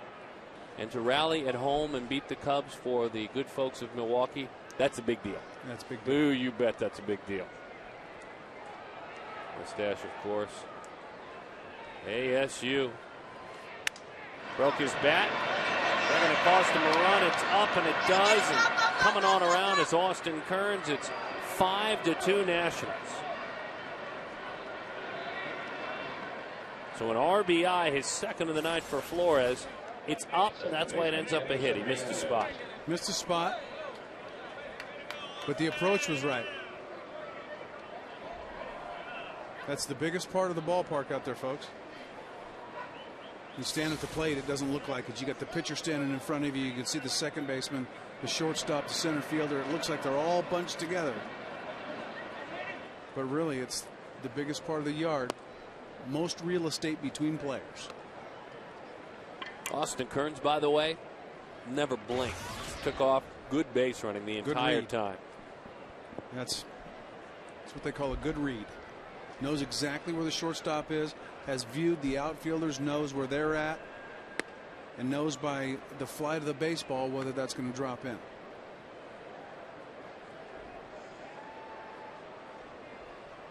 Do the count to Anderson Hernandez.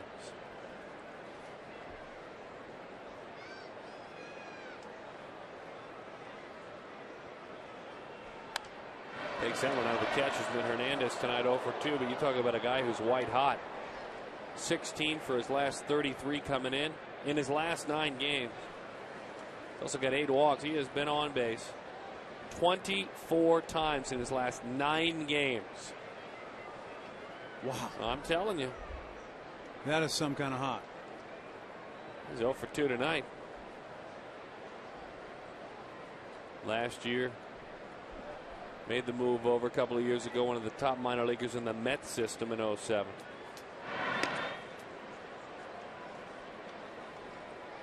Five runs, 8 hits, no errors for the Nationals, 3 left. For the Diamondbacks, 2 runs, 6 hits, and no errors. Rosales, when he's right, good enough giddy up on the fastball, but the change up the number 1 pitch. Got to have the change up. That's the fastball. It's a ground ball to the bag, and that is a double play. Rosales tagged with a run, though. Because of that, Washington leading it 5-2.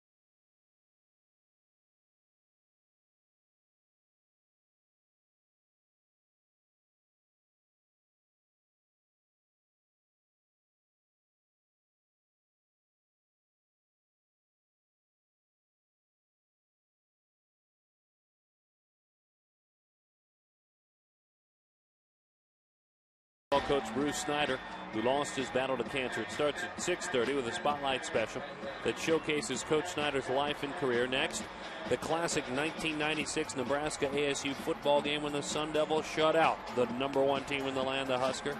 Then an encore of the spotlight special. Don't miss this tribute to Coach Bruce Snyder Thursday night, only on Fox Sports Arizona. Now looking for a couple of more outs and trying to rack up a quality start is Martis. This is certainly not a who's who, though Ubaldo Jimenez will someday be a number 1 in that rotation. But these are the pitchers that have combined to go 1.58 against the Diamondbacks this year. Some of these guys, the Diamondbacks will tell you we expect to do more damage against. Yeah, you would expect to handle those guys pretty well. Those are not necessarily those teams' number 1 guys. No. And Martis is close again to getting 3 outs and recording a quality start. Again, the storyline, and it came up today, and we frame it in this time frame only because it was brought up today. And it was brought up today on several occasions as Connor hits a fly ball to center field. This club has struggled since May 1st of 2008 offensively. May 1st, 2008, they're last in Major League Baseball in batting average and on base percentage, and 27th of 30 in slugging percentage. And for this club, they expect it to change. We'll see. I mean, that's, if you want to know the consideration that in part that went into today, it's from May 1st of last year. Well, if they're going to win, they need it. It has to change. 74 and 89 since then. And that's saying something. You know, being last or 29th in those categories. And not being 30 below. And not being 30 or 40 below. It says something to the pitching staff. It says something to the way that, frankly, the manager has managed during that time. It says a lot. So, yeah, they could be 30 below, and they're not. But can you imagine, you look at the positive aspect of that and say, okay, well, they don't have to be number 1, but what if they're 15th instead of 30th? How many more games could they win? Mm-hmm. How much better could they compete with in their division? And it's not a huge jump. There are some basic things that need to happen for them to climb from 30th to 15th. That one belted down the line a little bit out front. so it's foul. Can that happen? Yes. You can. You've seen some of these guys. You manage some of these guys. You've seen them at their very best. You know their talent level. Of course. Yeah, and they're talented players. It's time to put it together, though. Going into the left center field gap. What a beautiful approach. Is he rewarded? You bet he is. I'll tell you what. A thing of beauty and a double for Miguel Montero. He's got a couple of hits tonight. He's at his best when he does that. He's getting pitches out there and taking advantage of those pitches. Even the ball that he made out on. Remember the first time up? We thought, oh, that ball may be off the plate. It's his approach. It's his approach. The same approach right here. Taking a ball that's out over the plate and hitting it to the opposite gap. Here's Wilson. Eric Burns waits on deck.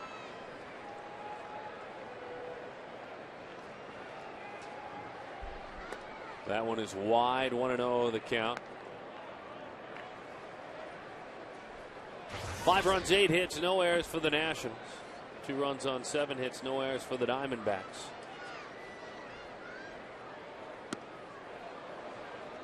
And the count is 1-1.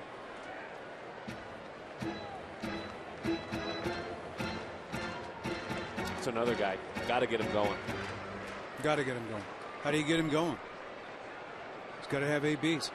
You know, he missed all of last year, essentially. All of it. You're right. Ground ball, diving play. Zimmerman off balance throw. Safe.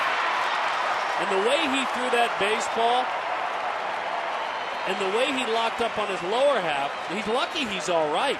Third baseman Matt Williams, how awkward looking was that throw? Yeah, he dives for the ball down the line. Now he's got to try to get up and make a play. Looks like he got a spike caught there and didn't get all the way turned around. I don't know if Johnson gloves that ball. I don't know if Josh Wilson is safe right there. It's just nice play. That was an infield hit. It didn't play to run, but for the Diamondbacks, it is their first hit with a runner in scoring position since May 4th at Dodger Stadium when Wilson singled in a run, snapping a run of 0 for 36 with runners in scoring position. Well, it's going to go unnoticed, really. But the job that Miguel Montero did going from second to third on that play, he waited until he got the ball, threw the ball to first base, and moved up 90 feet. Now, because it's a base hit, now you have runners on first and third, less than 2 outs.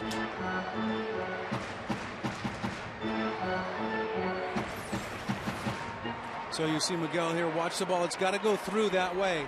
He hesitates, and then once the ball's thrown, he's able to advance to third base. Just a good piece of smart base running right there, moving up 90 feet and creating a better opportunity. Eric, line drive, big hit center field. 5-3 the score. I'll tell you what, Eric Burns, who came off a 1 for 21 skid on that road trip, just put a beautiful pass in the baseball. We watched him pop up and pop up. He didn't do that at all. Just a nice piece of hitting on a first pitch breaking ball. Little get me over curve ball and lined it right back where it came from. And that snaps a hitless run of 17 at bats for Eric Burns. Hey, don't forget, by the way, if you're traveling, you're on the road and can't catch the D-backs on Fox Sports Arizona, you can watch from your computer on MLB.tv featuring live out-of-market games, plus any games you've missed. For more info, visit dbacks.com, where baseball is always on. The Diamondbacks looking to stack together a few more runs.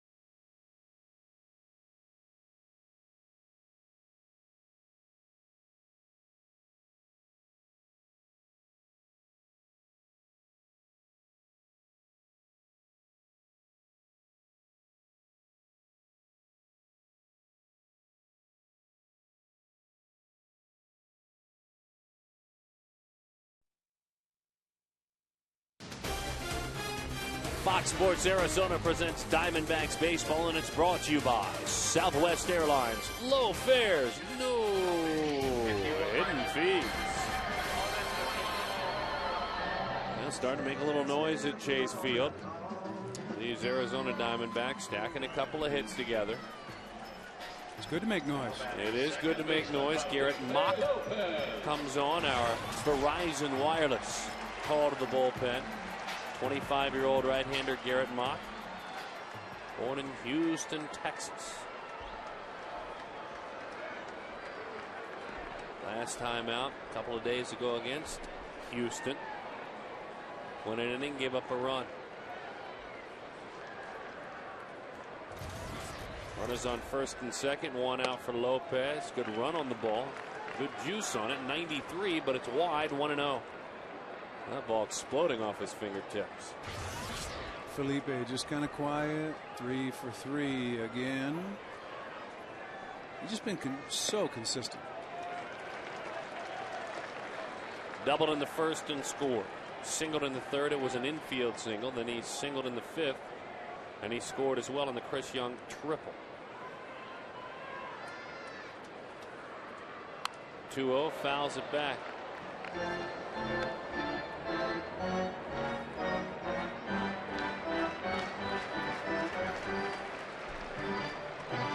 If you're going to score runs consistently, you're going to have to hit singles with guys in scoring positions. You can't bank on the 3-run homer. It's going to happen sometimes with the club that the Diamondbacks have. They have the ability to hit the ball out of the ballpark a little bit, but you can't rely on it. Can't win or lose games by hitting balls out of the ballpark. You're going to have to deliver singles.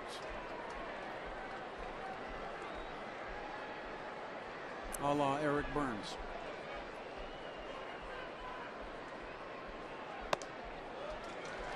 Again, that explosive fastball misses wide.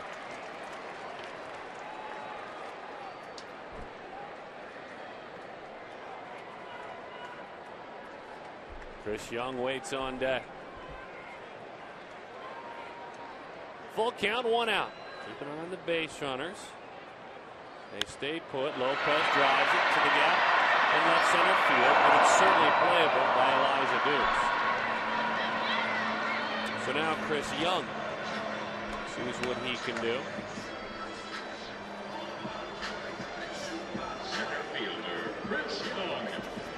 And it's one of those things, Matt Williams, to listen to what you were saying a moment ago, that you need more singles. Put the ball in play a little bit more. Obviously, understand that a single can, and when stacked high enough and you get a half dozen of them, can sustain a nice rally.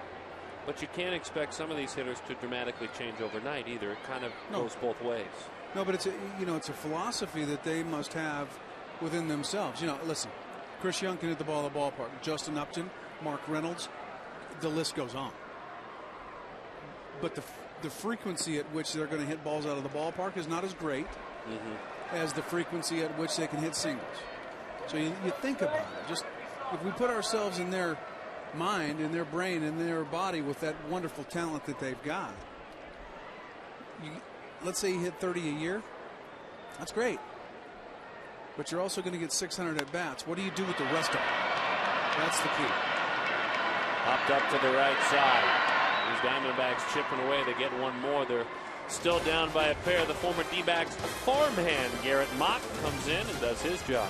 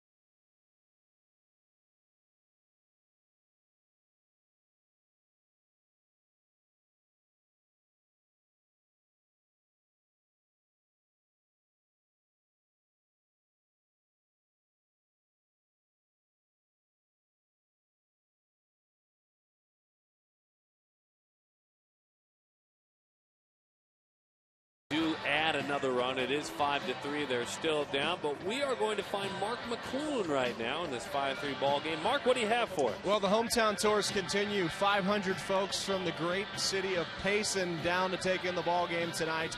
A lot going on in Payson. We're joined by Cameron Davis with the city, and tell us about some of the exciting things that are happening in Payson this summer. Well, first of all, thanks, Mark, for having us down. What a beautiful night to be down here at Chase Field. We got some fantastic things going on up in Payson that you're not going to want to miss this year. We've got coming up on Memorial Day weekend is the Lager Sawdust Festival, the Payson, Arizona Lager Sawdust Festival.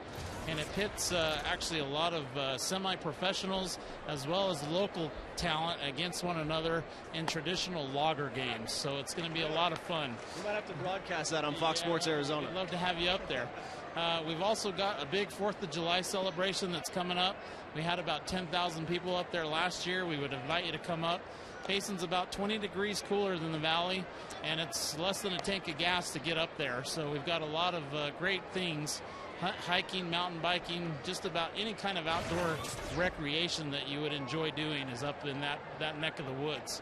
The one last thing that I'd also like to talk about is in August, the 3rd weekend in August, we have the Quincentennial, which is the 125th annual world's oldest continuous rodeo. Wow. So we'd like to invite you all to come up and join us in Payson where we do rodeo right. Well, we will definitely have to come up and do rodeo right in Payson. Cameron Davis also joined by Sue Connell, a town councilwoman, and 500 of their friends. I think we're going to have to come up there this summer if it's 20 degrees cooler. Guys? Very good stuff. Look forward to heading up there. I think Matt Williams and I need to make a trip up. Can we compete? We're going to go. Can we go compete in the logging festival? You can. I mean, you look. I want to compete against you, pal. I'm telling you what. I'm throwing down the gauntlet right now. Are you? Me against you and Grace. Oh, you put it that way. You guys, you have no chance. Put it that way. You have no chance. I'll take on Mark Grace in a little logging festival. No, it's me against you two. Wow. Look. Oh, really? It is now. Really. You got a little edge going. I like it. Believe it. Joshua Willingham, a hot shot and a base hit. Hopping off the bench and pinch hitting. The former Florida Marlin raises that average up above 171. One additional defensive change. I've never been in any sort of a logging contest. Well, here's my specialty. My specialty is log rolling. You know, when you get the little spikes on the bottom of your shoes and back and forth. It's just because, as an infielder, you have to have quick feet. Right. My specialty. Yeah, not going to do it. I'm not competing against you. I'm out. So here's Christian Guzman. A slapper, what a thing of beauty. Back-to-back hits from the Washington Nationals against one of their old, John Roush. Guzman with a triple, couple of RBIs, and now a single. So Roush, who last time out in Dodger Stadium went 2/3, gave up 2 runs, 1 earned. And strung together a handful of pretty solid outings, and now he's battling it one more time. Last 6 games, he is an ERA of 5.40. And here's Nick Johnson. Talk about Guzman and all the hits that he has accumulated. That's a prime example right there. You know, he runs so well. He's got such good speed. He draws the corner infielders in. And the secret to his success is hitting the ball the other way.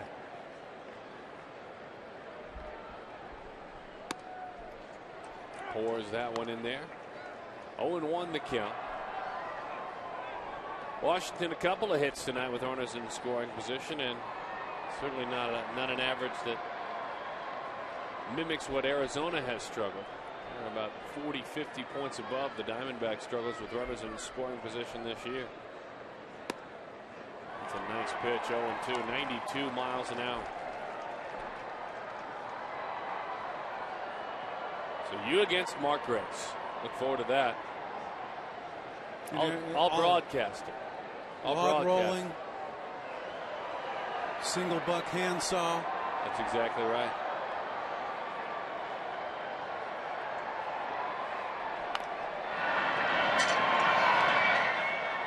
I'm going to start sharpening my axe right now. Well, you're plenty sharp already, pal. I'm a little sharp. There's a little edge going around today, isn't there? Really, you think? I wonder why. I think I've been affected by this edge. My friend, that's the ball player in there. You That's know what it's like to be down in that dugout. It's a good thing, though. Got to play with an edge. Mm-hmm. Sometimes you have to create the edge yourself. Line drive belted left field. The play is made. And here is Ryan Zimmerman. Talk about an edge. Zimmerman has an edge just about every time he steps into the box. Adam Dunn waiting on deck. He's had the edge, hasn't he? He's rolling. I was all fine with the edge that you have until you took a swing at me after the third inning. Hey, sometimes you got to find it. You just got to find it. Hey, took my game to the next level. Got me dialed in. Issued the challenge. Not doing the logging, though. Here's the first pitch to Zimmerman. Swings right through it. That's all right. I'll go up to Payson, though. I mean, I'll go up there with you. It's less than a tank of gas. It is. 20 degrees cooler. 20 degrees, so that means it's 100. Yeah, better than 120, though. Yeah. No, it's probably in the 90s, I would imagine. Seemed like a fine gentleman. He didn't even need Mark McClune. He just took the mic and took off. Big Mac, that's our new sideline reporter, that gentleman. Oh, poor McClune.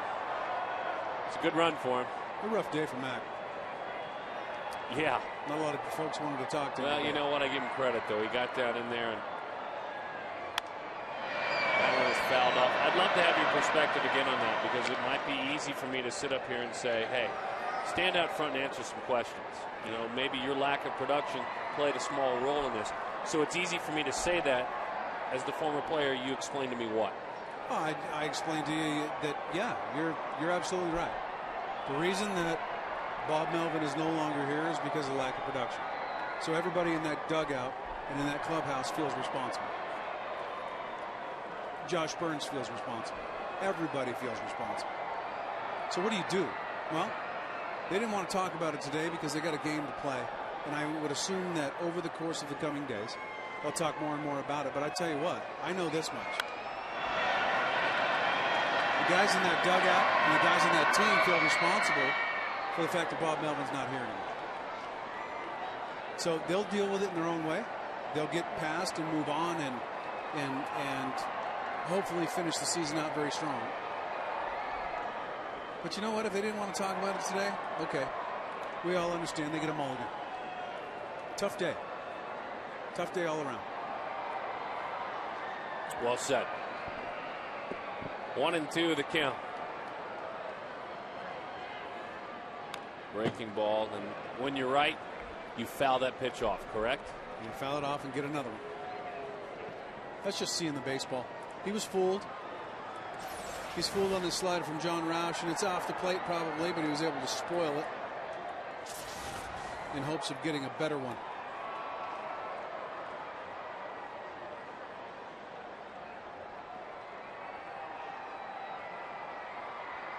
See if he can bury that fastball in. 1-2 the count.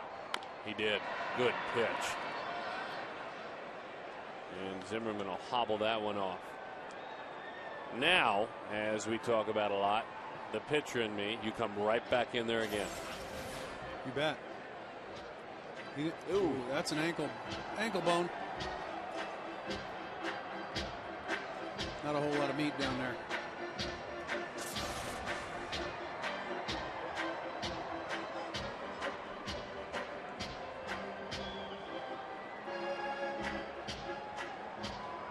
Continuing to walk it off, that hitting streak at 26 games, as we mentioned.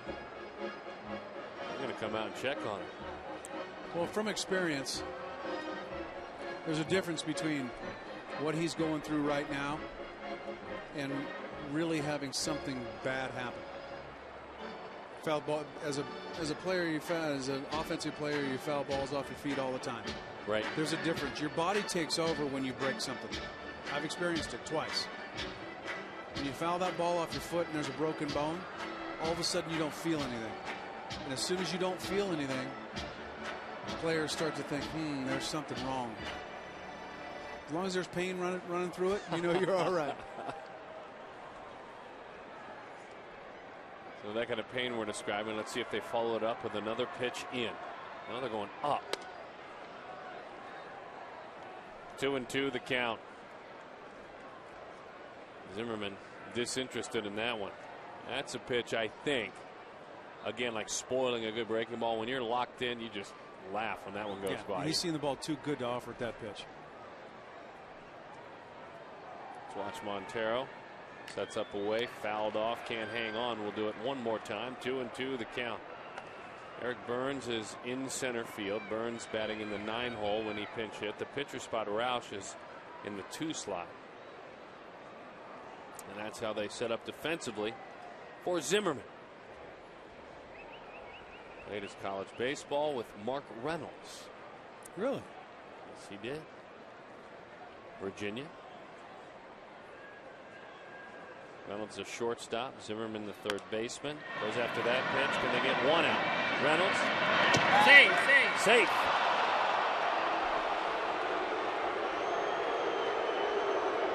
Mark tried to throw out his old teammate. Couldn't do it. 2 hits on the day for Zimmerman. The fielder, Adam Dunn.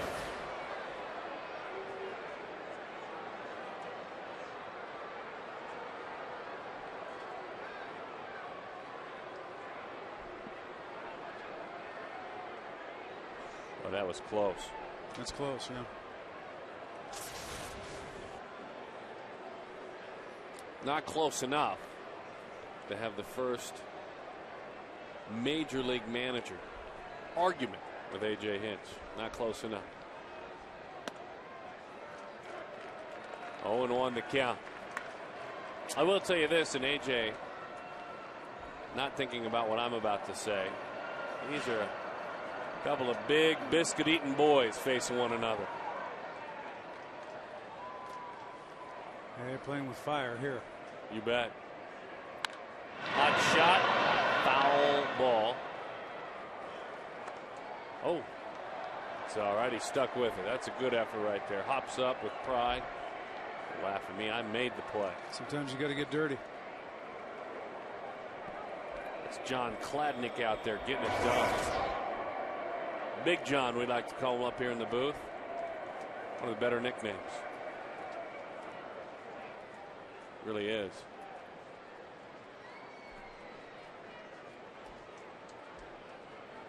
Roush wants a new set of signs. In.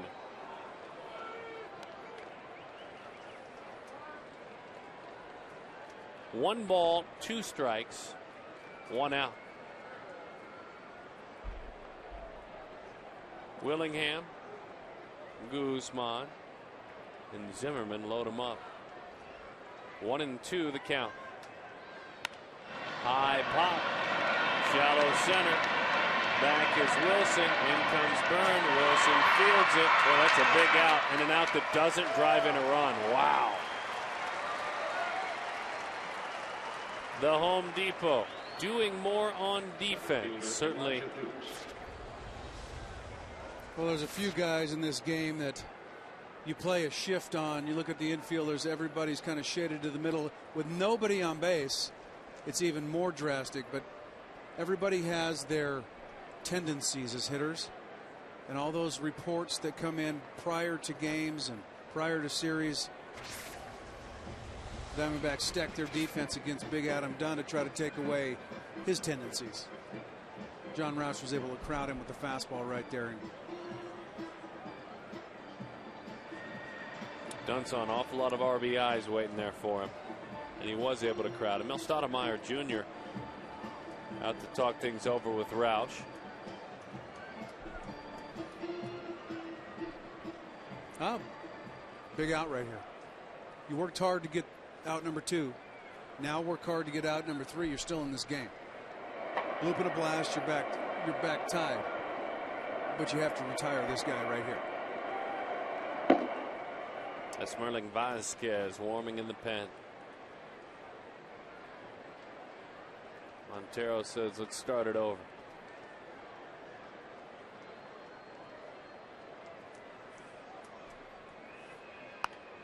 Didn't mean to, little roller. The play in between by Lopez. Just got him. Boy, my goodness. Fellas, make a man's heart skip a beat.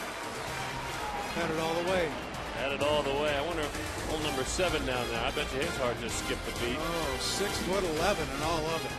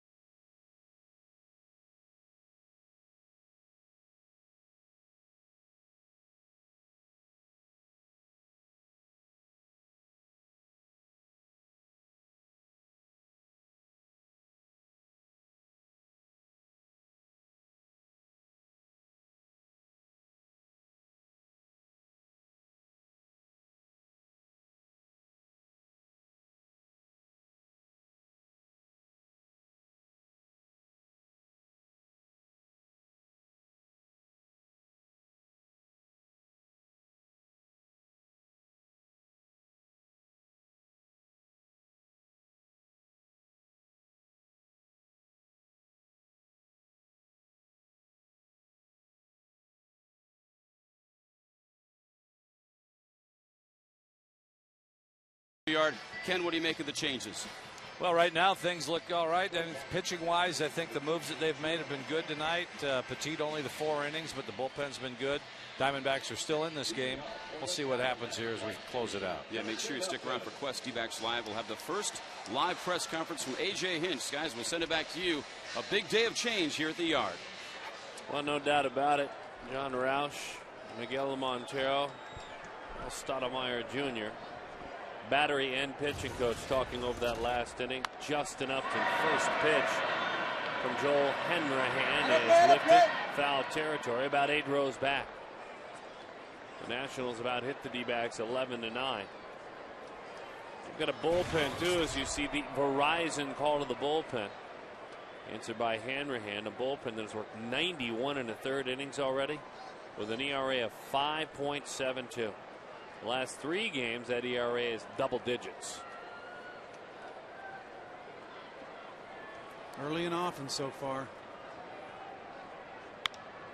Boy, what a thing of beauty for Justin Upton. That is the hitting streak extended. Boy, that's good to see. 15-game hitting streak for Jay Upton.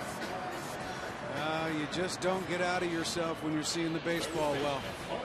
Watch how deep this ball gets. That ball's on his back leg. That's beautiful. Now, he's going to drive a lot of balls out of the ballpark to left field. And he's going to hit a lot of doubles and triples. But that right there is going to what is going to make him a very, very productive hitter in this league. Well, it backs up what you were talking about earlier. He'll hit the balls out of the ballpark, probably 30 plus as he grows in this game. What are you doing with the other 600 at bats? I mean, right. that backs up what you just said. Yeah, maybe you mix in 100 walks. Okay, maybe you've got 30 balls out of the ballpark. Well, that's 130 out of 600. What do you do with the other ones? That's the key. High pop, Flores to go out and find it, and he sticks with it. Reynolds, a couple of strikeouts in his last pair of at bats. Now a pop out to the catcher. And here's the other side of that coin. Just underneath the baseball out in front, and he got underneath that ball. The difference between Justin's swing and Mark's swing in this instance is that Justin stayed on top of the baseball and was able to line it. Different swings now, mind you. Completely different players. But the consistency at which you make contact is key.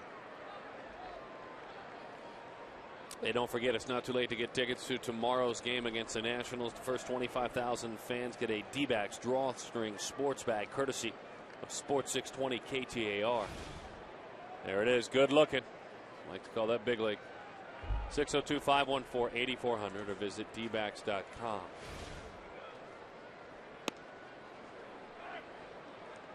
You know, to further that point, people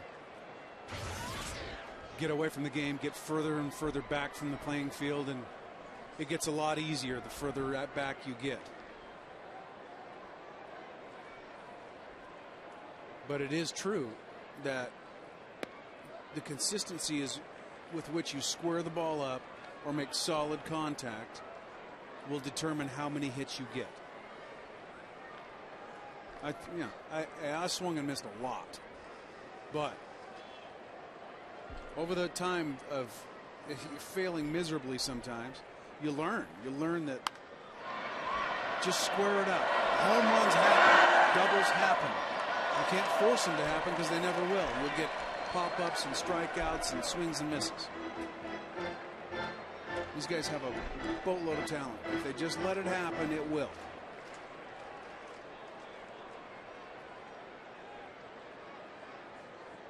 Two and two, one out. Josh Weitzel hitless in his first 9 major league at bats. Just 1 strikeout and 3 walks. That one into right field. Over the head and off the base of the wall as Kearns will play. Runners on second and third for the Diamondbacks with 1 out.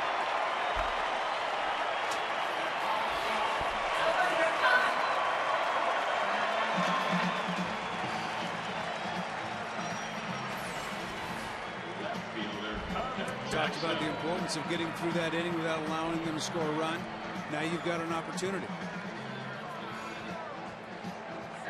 Nice swing by Josh. That'd feel good, huh? Yeah, pressing a little bit, getting an opportunity and pressing and trying to do maybe a little bit too much. That was just a nice, easy swing. We saw that all spring long. Randy St. Clair, pitching coach for these Nationals, will head out and make a visit. Heck, he's been pitching coach since they were in Montreal. Get tickets to sit in the new all-you-can-eat section at Chase Field. Tickets start at just $30 now. You get an inside diamond level seat plus all your favorite ballpark food. Here's the deal, Matt Williams: unlimited hot dogs and Pepsi and popcorn and chips. Get tickets by calling 602-514-8400. Come visit the all-you-can-eat section, former Giant Robbie Thompson's favorite section. Now you can eat. See how I listen? Occasionally. It's like a steel trap. No, it's definitely not. Here's Connor Jackson. That pitch dives down and in. Now Connor walked, fly to right, line to center. Jackson hit below 200 on this recent road trip. The one thing you can say about Connor is in this situation right here, he has come through. Bouncing ball, high bouncer, up the ladder. There's another run. It's 5-4. Upton scores easily. Jackson does drive in his 14th run of the year, and we've got ourselves a ball game now.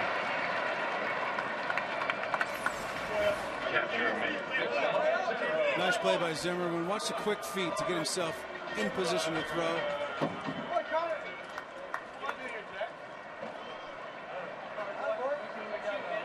You wanted 2 RBIs, not just 1, but you take the 1. Not easy when you open up the paper every day and you're sub 200. You got the job done, though. Got 1 run in. You gave Miguel a chance to drive in the other. Breaking ball. Miguel's had a nice night. He fly to left field on a hanging breaking ball that was up and away, even a little bit out, but Matt pointed out immediately he went the other way, loved the approach, and then he went back to the box, and then he doubled to left center field after. Matty seeing it, Miguel following through. Just like that, but it's picked out there, and he missed the tag, throws on across. I tell you what, again, a great approach, Matt Williams. Fantastic. What are you going to do? You can't steer it after you hit it. All right, a 1-run ball game. We play on.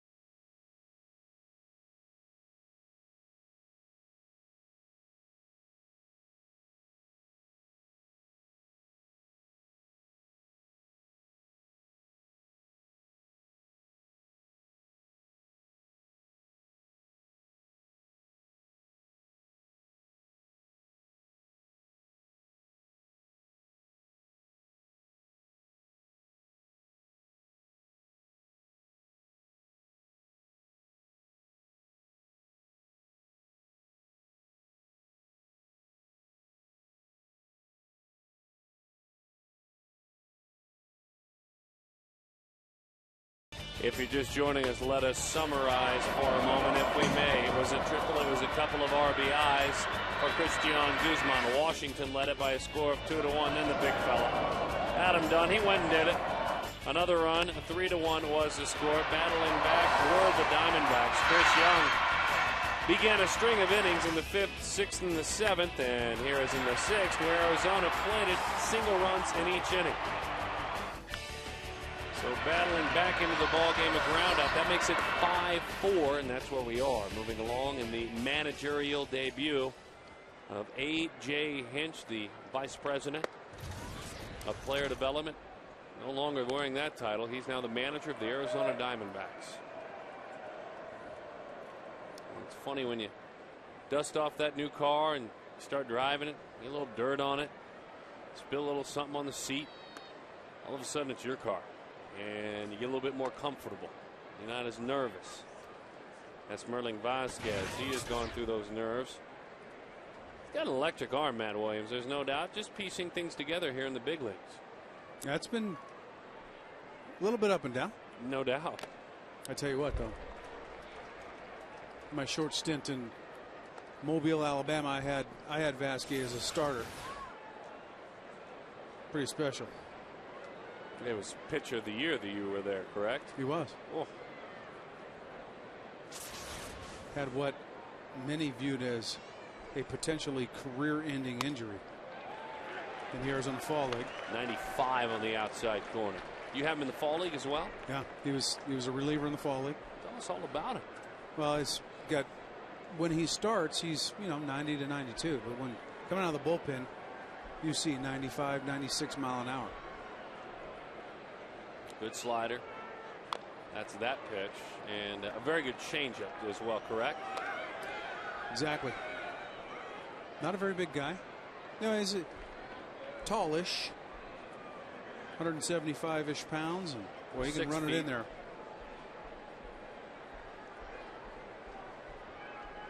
Two and two the count to Austin Kearns. Good feel at 95 too, from being the starter all that time. Slider is away on the side of that one a bit, and it breaks outside. The last time the Diamondbacks, and they have 11 hits in this game, last time they had double-digit hits was on April 28th. In a loss to the Cubs, they had 10. Lost to the Rockies on April 21st. Last time they had 11 hits. Fastball low, and he lost him. This has been, if there is a bugaboo, this right here, just not putting hitters away. Getting ahead in the count with a good fastball and trying to nitpick a little bit. Missed with a couple of sliders and then was unable to throw the 3-2 fastball for a strike. And this is a guy, you saw the shot of Stottlemyre. This is a guy you expect to grow. And he was growing under Brian Price, a fabulous pitching coach, but this was one of Stott's kids, for lack of better words. That's right. I mean, he kept an eye on his reports every day, all through spring. He pours that one in there. So he gets strike one. That's 96 miles an hour. You got to make him beat you with that 96 mile an hour fastball, don't you? You'd think. Yes, you would. He's got a starter mentality, though. There's a difference here. Starter mentality. Used to throwing a lot of pitches. Can't just throw fastballs. But out of the pen, a little different story. 1 ball and 1 strike to count. It was Yusmeiro Petit going 4 innings, giving up 6 hits and 4 earned runs. Pair of home runs. Leo Rosales went 2 innings, gave up a run. Roush 3 hits in the inning, but it was scoreless. He worked his way out of it. One of them an infield hit. The 1-1. 2-1 the count. That pitch there, a really good slider. Starting it on the outside corner, diving it away. A lot of guys don't swing at that pitch in the big leagues. Swinging it most all the time in Double-A. Yeah, you're right. Guys wait a little bit longer, a little better idea of the strike zone at this level. They can pick up spin a little quicker. If it's off the plate, they'll know it quicker here than they will in the minor league level. That one belted right field, pretty well struck. Upton heading toward the line is there to make the play for the out. We're back at 96. Flores made solid contact, but he is erased for the first time tonight. He had a very good night with a walk, a homer, and a single, pair of RBIs.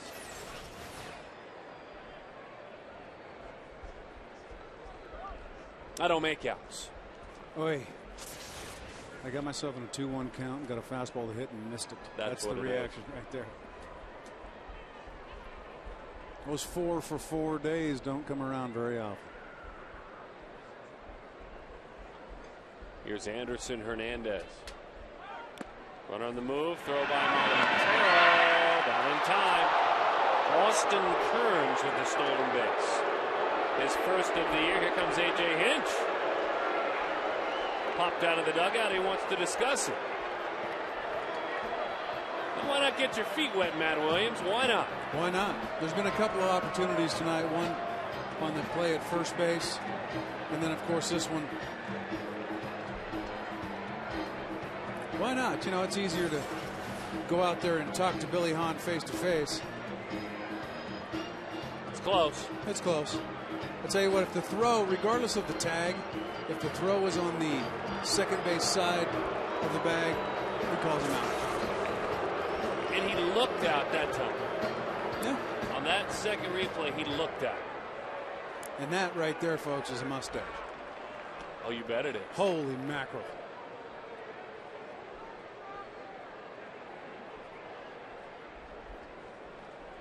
Oh, and 1 the count. Runner in scoring position. Vasquez has got to keep it right here.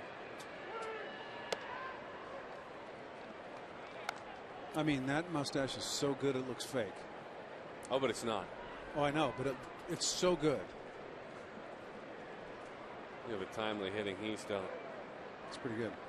You need to get one like that. Get you a mustache like that. I don't have hair on my head. I can't grow hair on my face. Come on. Kidding me? The 1-1. Topper out to third. Reynolds. And in time for the out.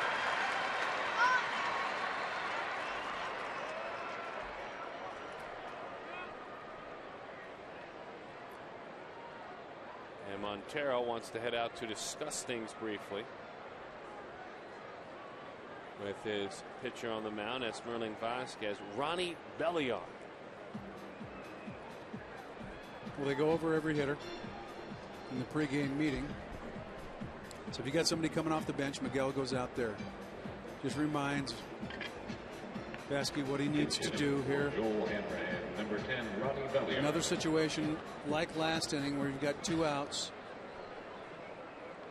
Worked hard to get that second out. Now you have to concentrate here. You're 1 swing away from tying the game, so you got to get that offense back in the dugout without surrendering another run right here.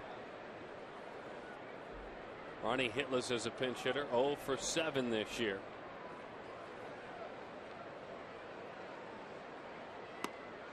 Waves at a good looking slider. No balls and 1 strike to count. Tough start for the second baseman, pinch hitter that is in a sneaky way put in a decade in this game. Yeah. Serviceable. Good offensive player, catches the ball.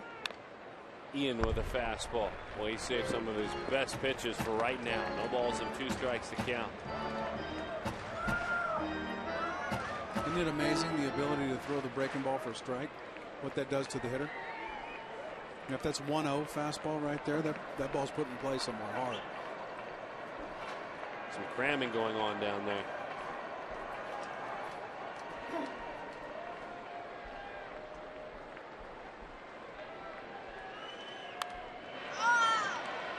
There's your difference right there to me and a guy who's hitting 150, unfortunately, for Belliard and Ryan Zimmerman.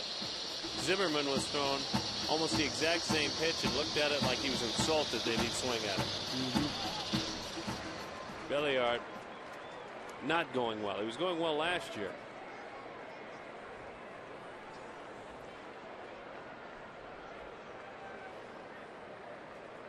0-2 the count. Now that'll do it. Montero, a nice reaction there. Fired up, getting his young pitcher and his teammate through the inning. As Sperling Vasquez, get used to hearing that name a lot because of this arm. But it's bad.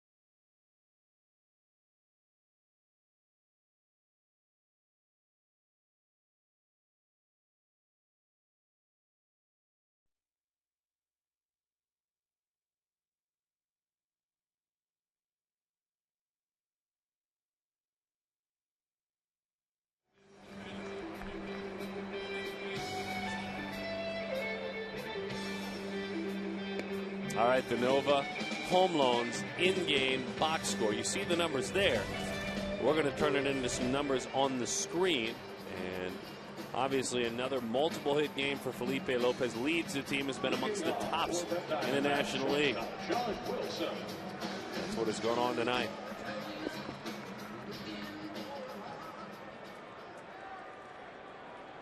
Bottom of the 8th inning, Julian Tavares goes to work. Our Verizon Wireless call to the bullpen.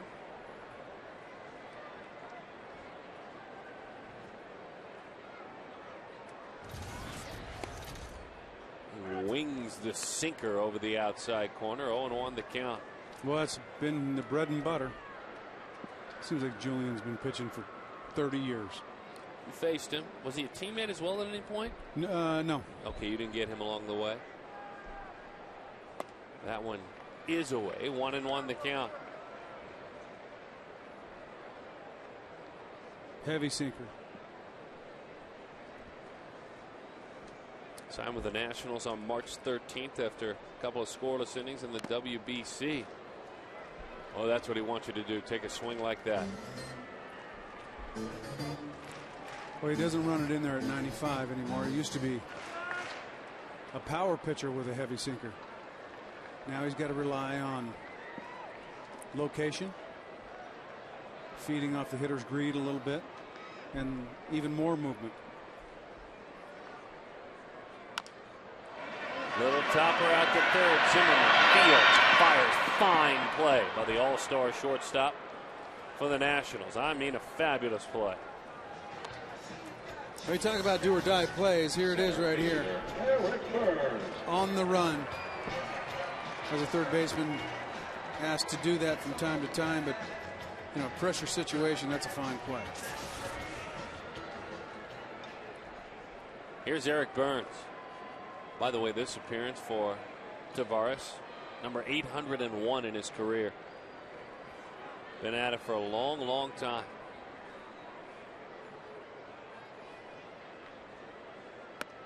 Slider, pulls it, or at least he was trying to. 0-1 the count.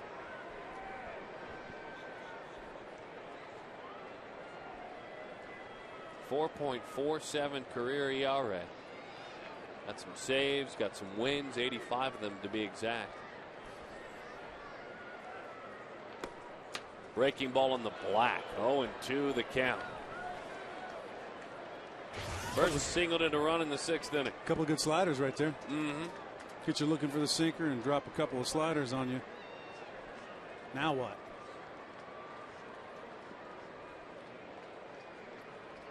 Same approach. Same approach as he had with guys on 1st and 2nd.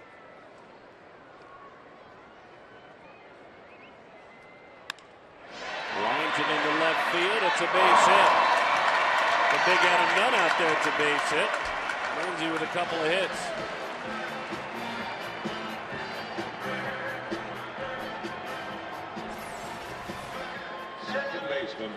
A nice piece of hitting. Flat swing right there out in front, yes, but true. Stayed through the baseball. You give yourself a chance. Body drifts, hands stayed back.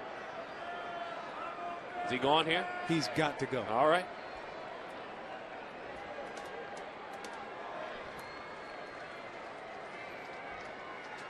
There he goes.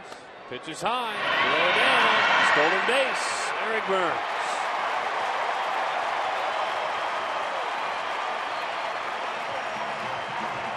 He's got to go. And he's gone and went. And he swiped it. Okay, now you have the opportunity at this point. But if you do get a jump here, you can sneak attack him to 3rd too. Julian Tavares is not the best pitcher around that holds base runners, especially when you're at 2nd base. See where your middle infielders are playing. And if you get a jump, you got a chance to sneak 3rd here as well. Guzman hanging around behind him a bit. Now he's got time to go, and he's off to the races. Throw from the knees. In time, he's out.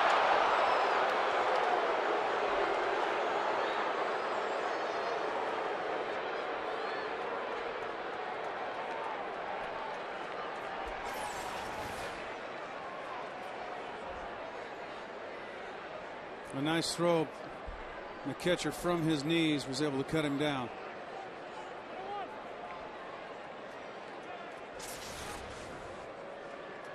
Hitter's count of 2-0. Bases empty. Popped it up a mile high. Flores fires that mask away. What a disappointing end to this inning. Ouch.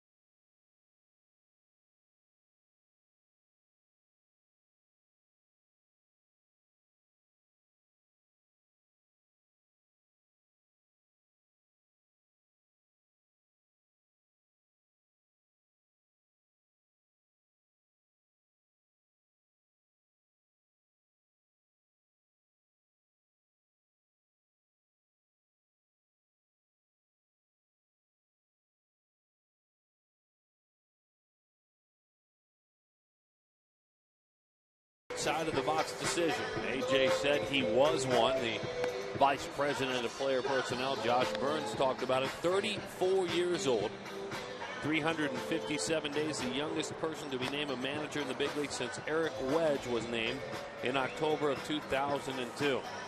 His team within a run in his managerial debut. The score is 5-4. I think he thought he had something going with Eric Burns. Burns on successive pitches tried to steal 2nd and 3rd and then was thrown out at third. The key is, granted you steal second base, but the key is you have to be able to walk to third.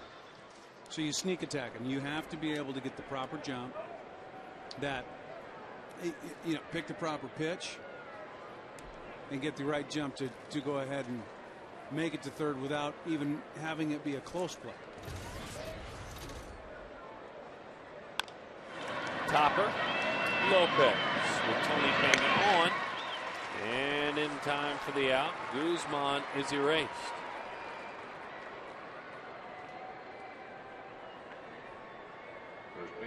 Flores, by the way, just to finish the conversation, at about 22% this year, and throwing at opposing base runners. That's a little bit below average, no doubt. Average about 30% in the major leagues. Well, he didn't have time to get out of his crouch. He did it from his knees and threw a strike to third. And it's something, too, as we hear about philosophies.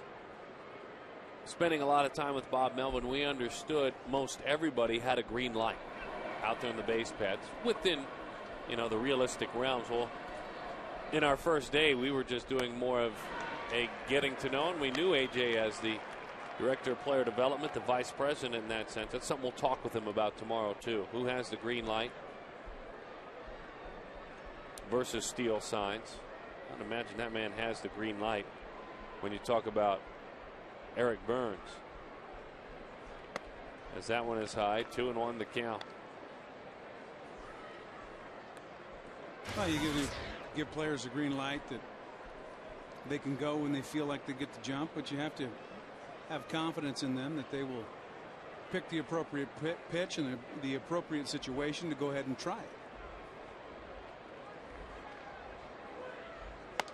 Pitch is high, 3-1 the count. I do like the aggressiveness. Sure. You got to, I mean, you have to love the aggressiveness of trying to get in position, you know, to score a run without having to get a base hit right there. But like I said, you have got to be able to walk essentially to third base. Speaking of walking, a walk to a man who's always patient. By the way, Fox Sports Arizona is now on Facebook and Twitter. Join us as our friends on Facebook. You'll get the latest information on the teams and clips, upcoming shows, and much more. Follow us on Twitter at www.twitter.com/FoxSportsAZ and join right now. Also, don't forget to join us as well on Twitter/DBacks Booth. Have a couple of homes for you back home added as well in that sense. So a lot of great homes online. I know Matt Williams is a regular on Twitter, Facebook. That would be a negative. On Google. Do not have a Facebook. You know what you do have, my friend, and you can't deny it. I don't tweet. You know what you do have? What do I have? You have your own page. I've seen it. I can go there right now. Your own page on baseballreference.com. You have your own page. My own page. Oh, you do? Baseballreference.com. Matt Williams right there. What does it say? Says you had a pretty darn good career. He was not real good. Says you had a pretty darn good career. I am on Twitter tonight. You are? It was a long day today. You know, lots of things happening. A little nap? I was catching a cat nap in between innings, and I think I got you. I think the guys in the booth got me tonight. Oh, Matt Williams loves to tweet. 0-1 the count to Adam Dunn. Maybe not. Maybe they didn't put it on there. Good to have Matty tweeting. I know Grace, you'll be so proud. No tweeting for me. Thank you very much. 5-4 the score. That big shift for Dunn in the dirt. Montero with 2 outs. Has that runner move up.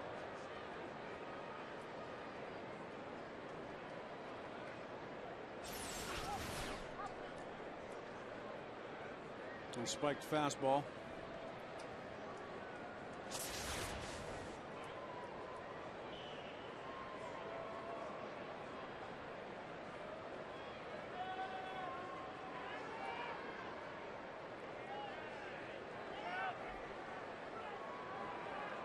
I had no comment there as we saw A.J. Hinch.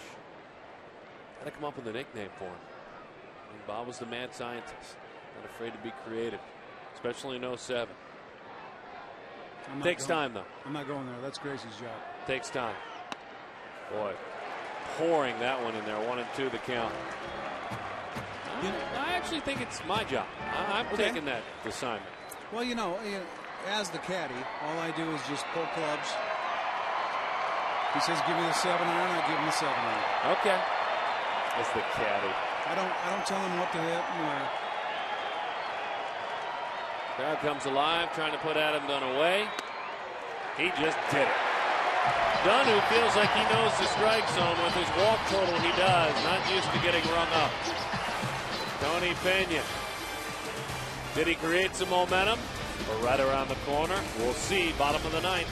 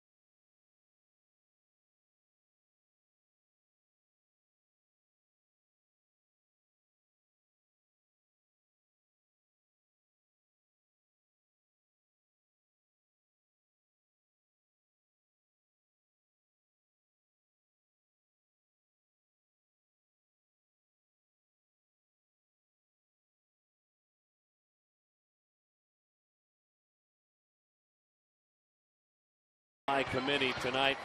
The front man in that committee is veteran right-hander out of Houston, Texas, Kip Wells. A Verizon wireless call to the bullpen. You can see the good work how the bullpen has suited him so far this year. A pair of holds. And Wells with a 3.60 ERA. One-time double-digit winner for the White Sox and also for the Pittsburgh Pirates. Health. That certainly has been one of his battles. Stuff has never been a battle for Kip Wells. No, fantastic stuff. As a starter, throwing the ball at 95 miles an hour consistently. You can see the battles they've had this year out of the bullpen. That's rough. Willie Harris is in center field. And Elijah Dukes is in left field. Mr. Dunn will watch the rest of the ball game.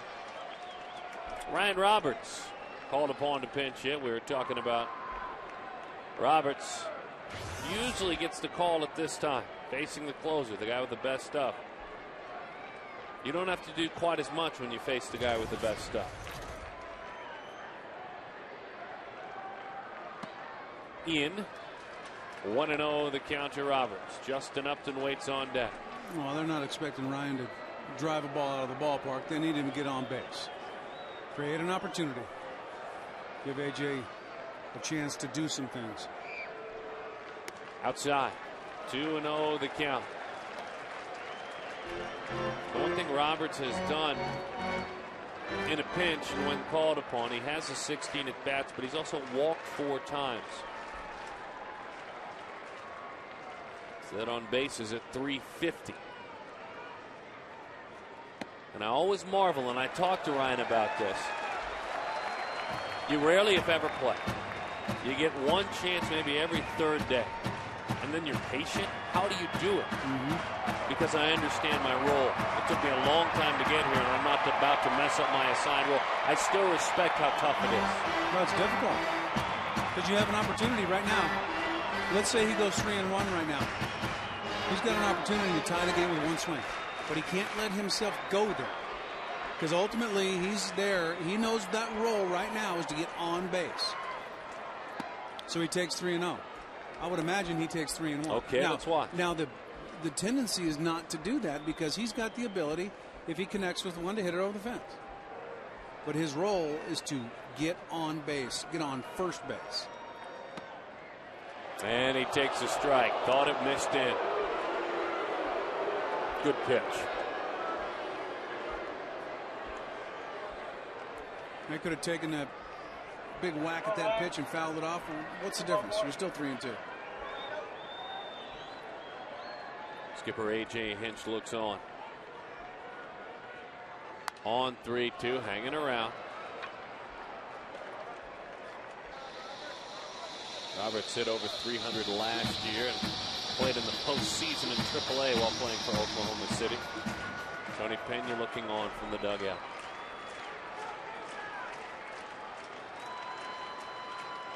Trying to get the tying run on. Upton waits on deck.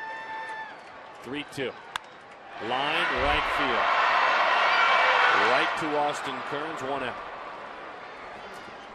Defensive changes for Washington this inning. Moving from And you have Upton, left field, number 34, and you have Mark Reynolds. Now in center field, batting ninth, number 22, Willie Harris. Justin Singleton scored back in the 7th inning. Now batting right And in field, doing so, Justin Upton extended his hitting streak to 15 games during that hitting streak, hitting over 380.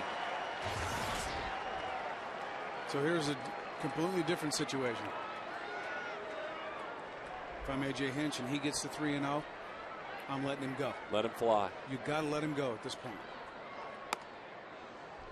Slider is wide, 1-0. The count, patiently watching.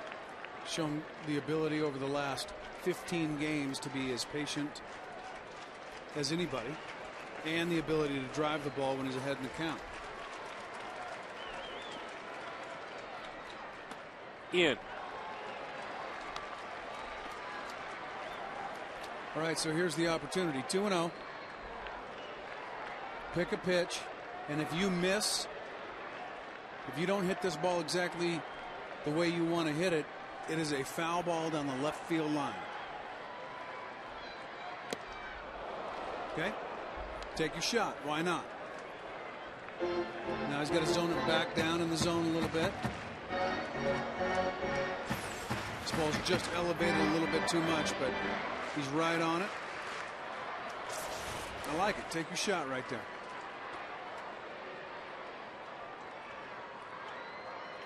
The 2-1. 2-2 the count.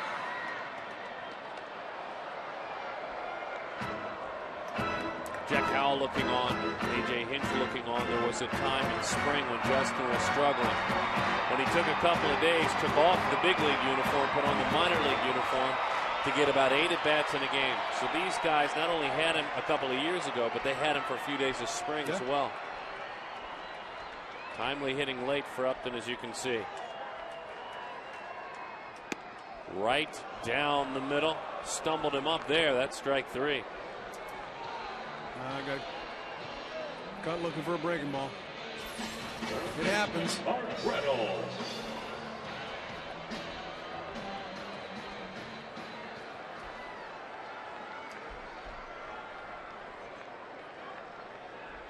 So one last out to play with. And here's Mark Reynolds.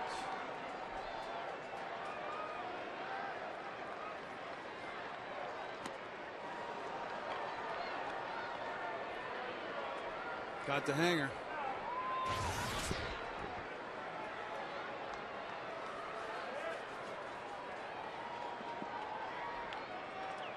Singled back in the first inning, struck out a couple of times and popped to the catcher. 0-1. That ball is low. 1-1 to count.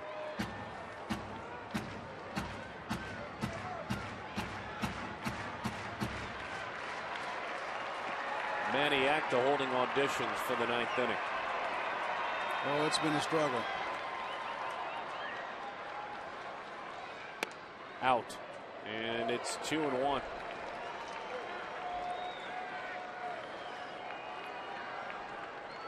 Mark with 7 home runs. He's got 3 home runs alone in 10 games against Washington. He has handled these Nats. The 2-1. A low strike right at the knees. 2-2 the count.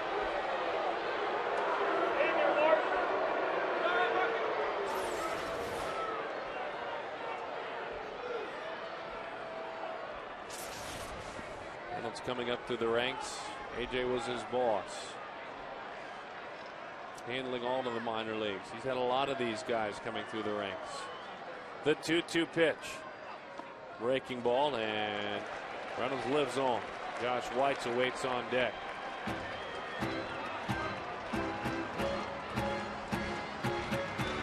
Every hitter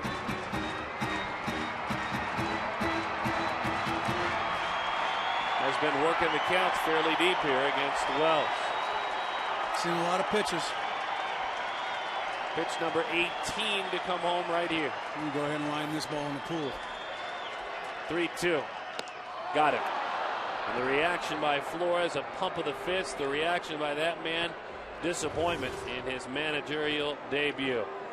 Flores pumped up for a lot of reasons. Had a great night with a bat in his hand. He also walked and scored a run. He was 2 for 3 with a home run, 2 RBIs. Our Quest primetime performer.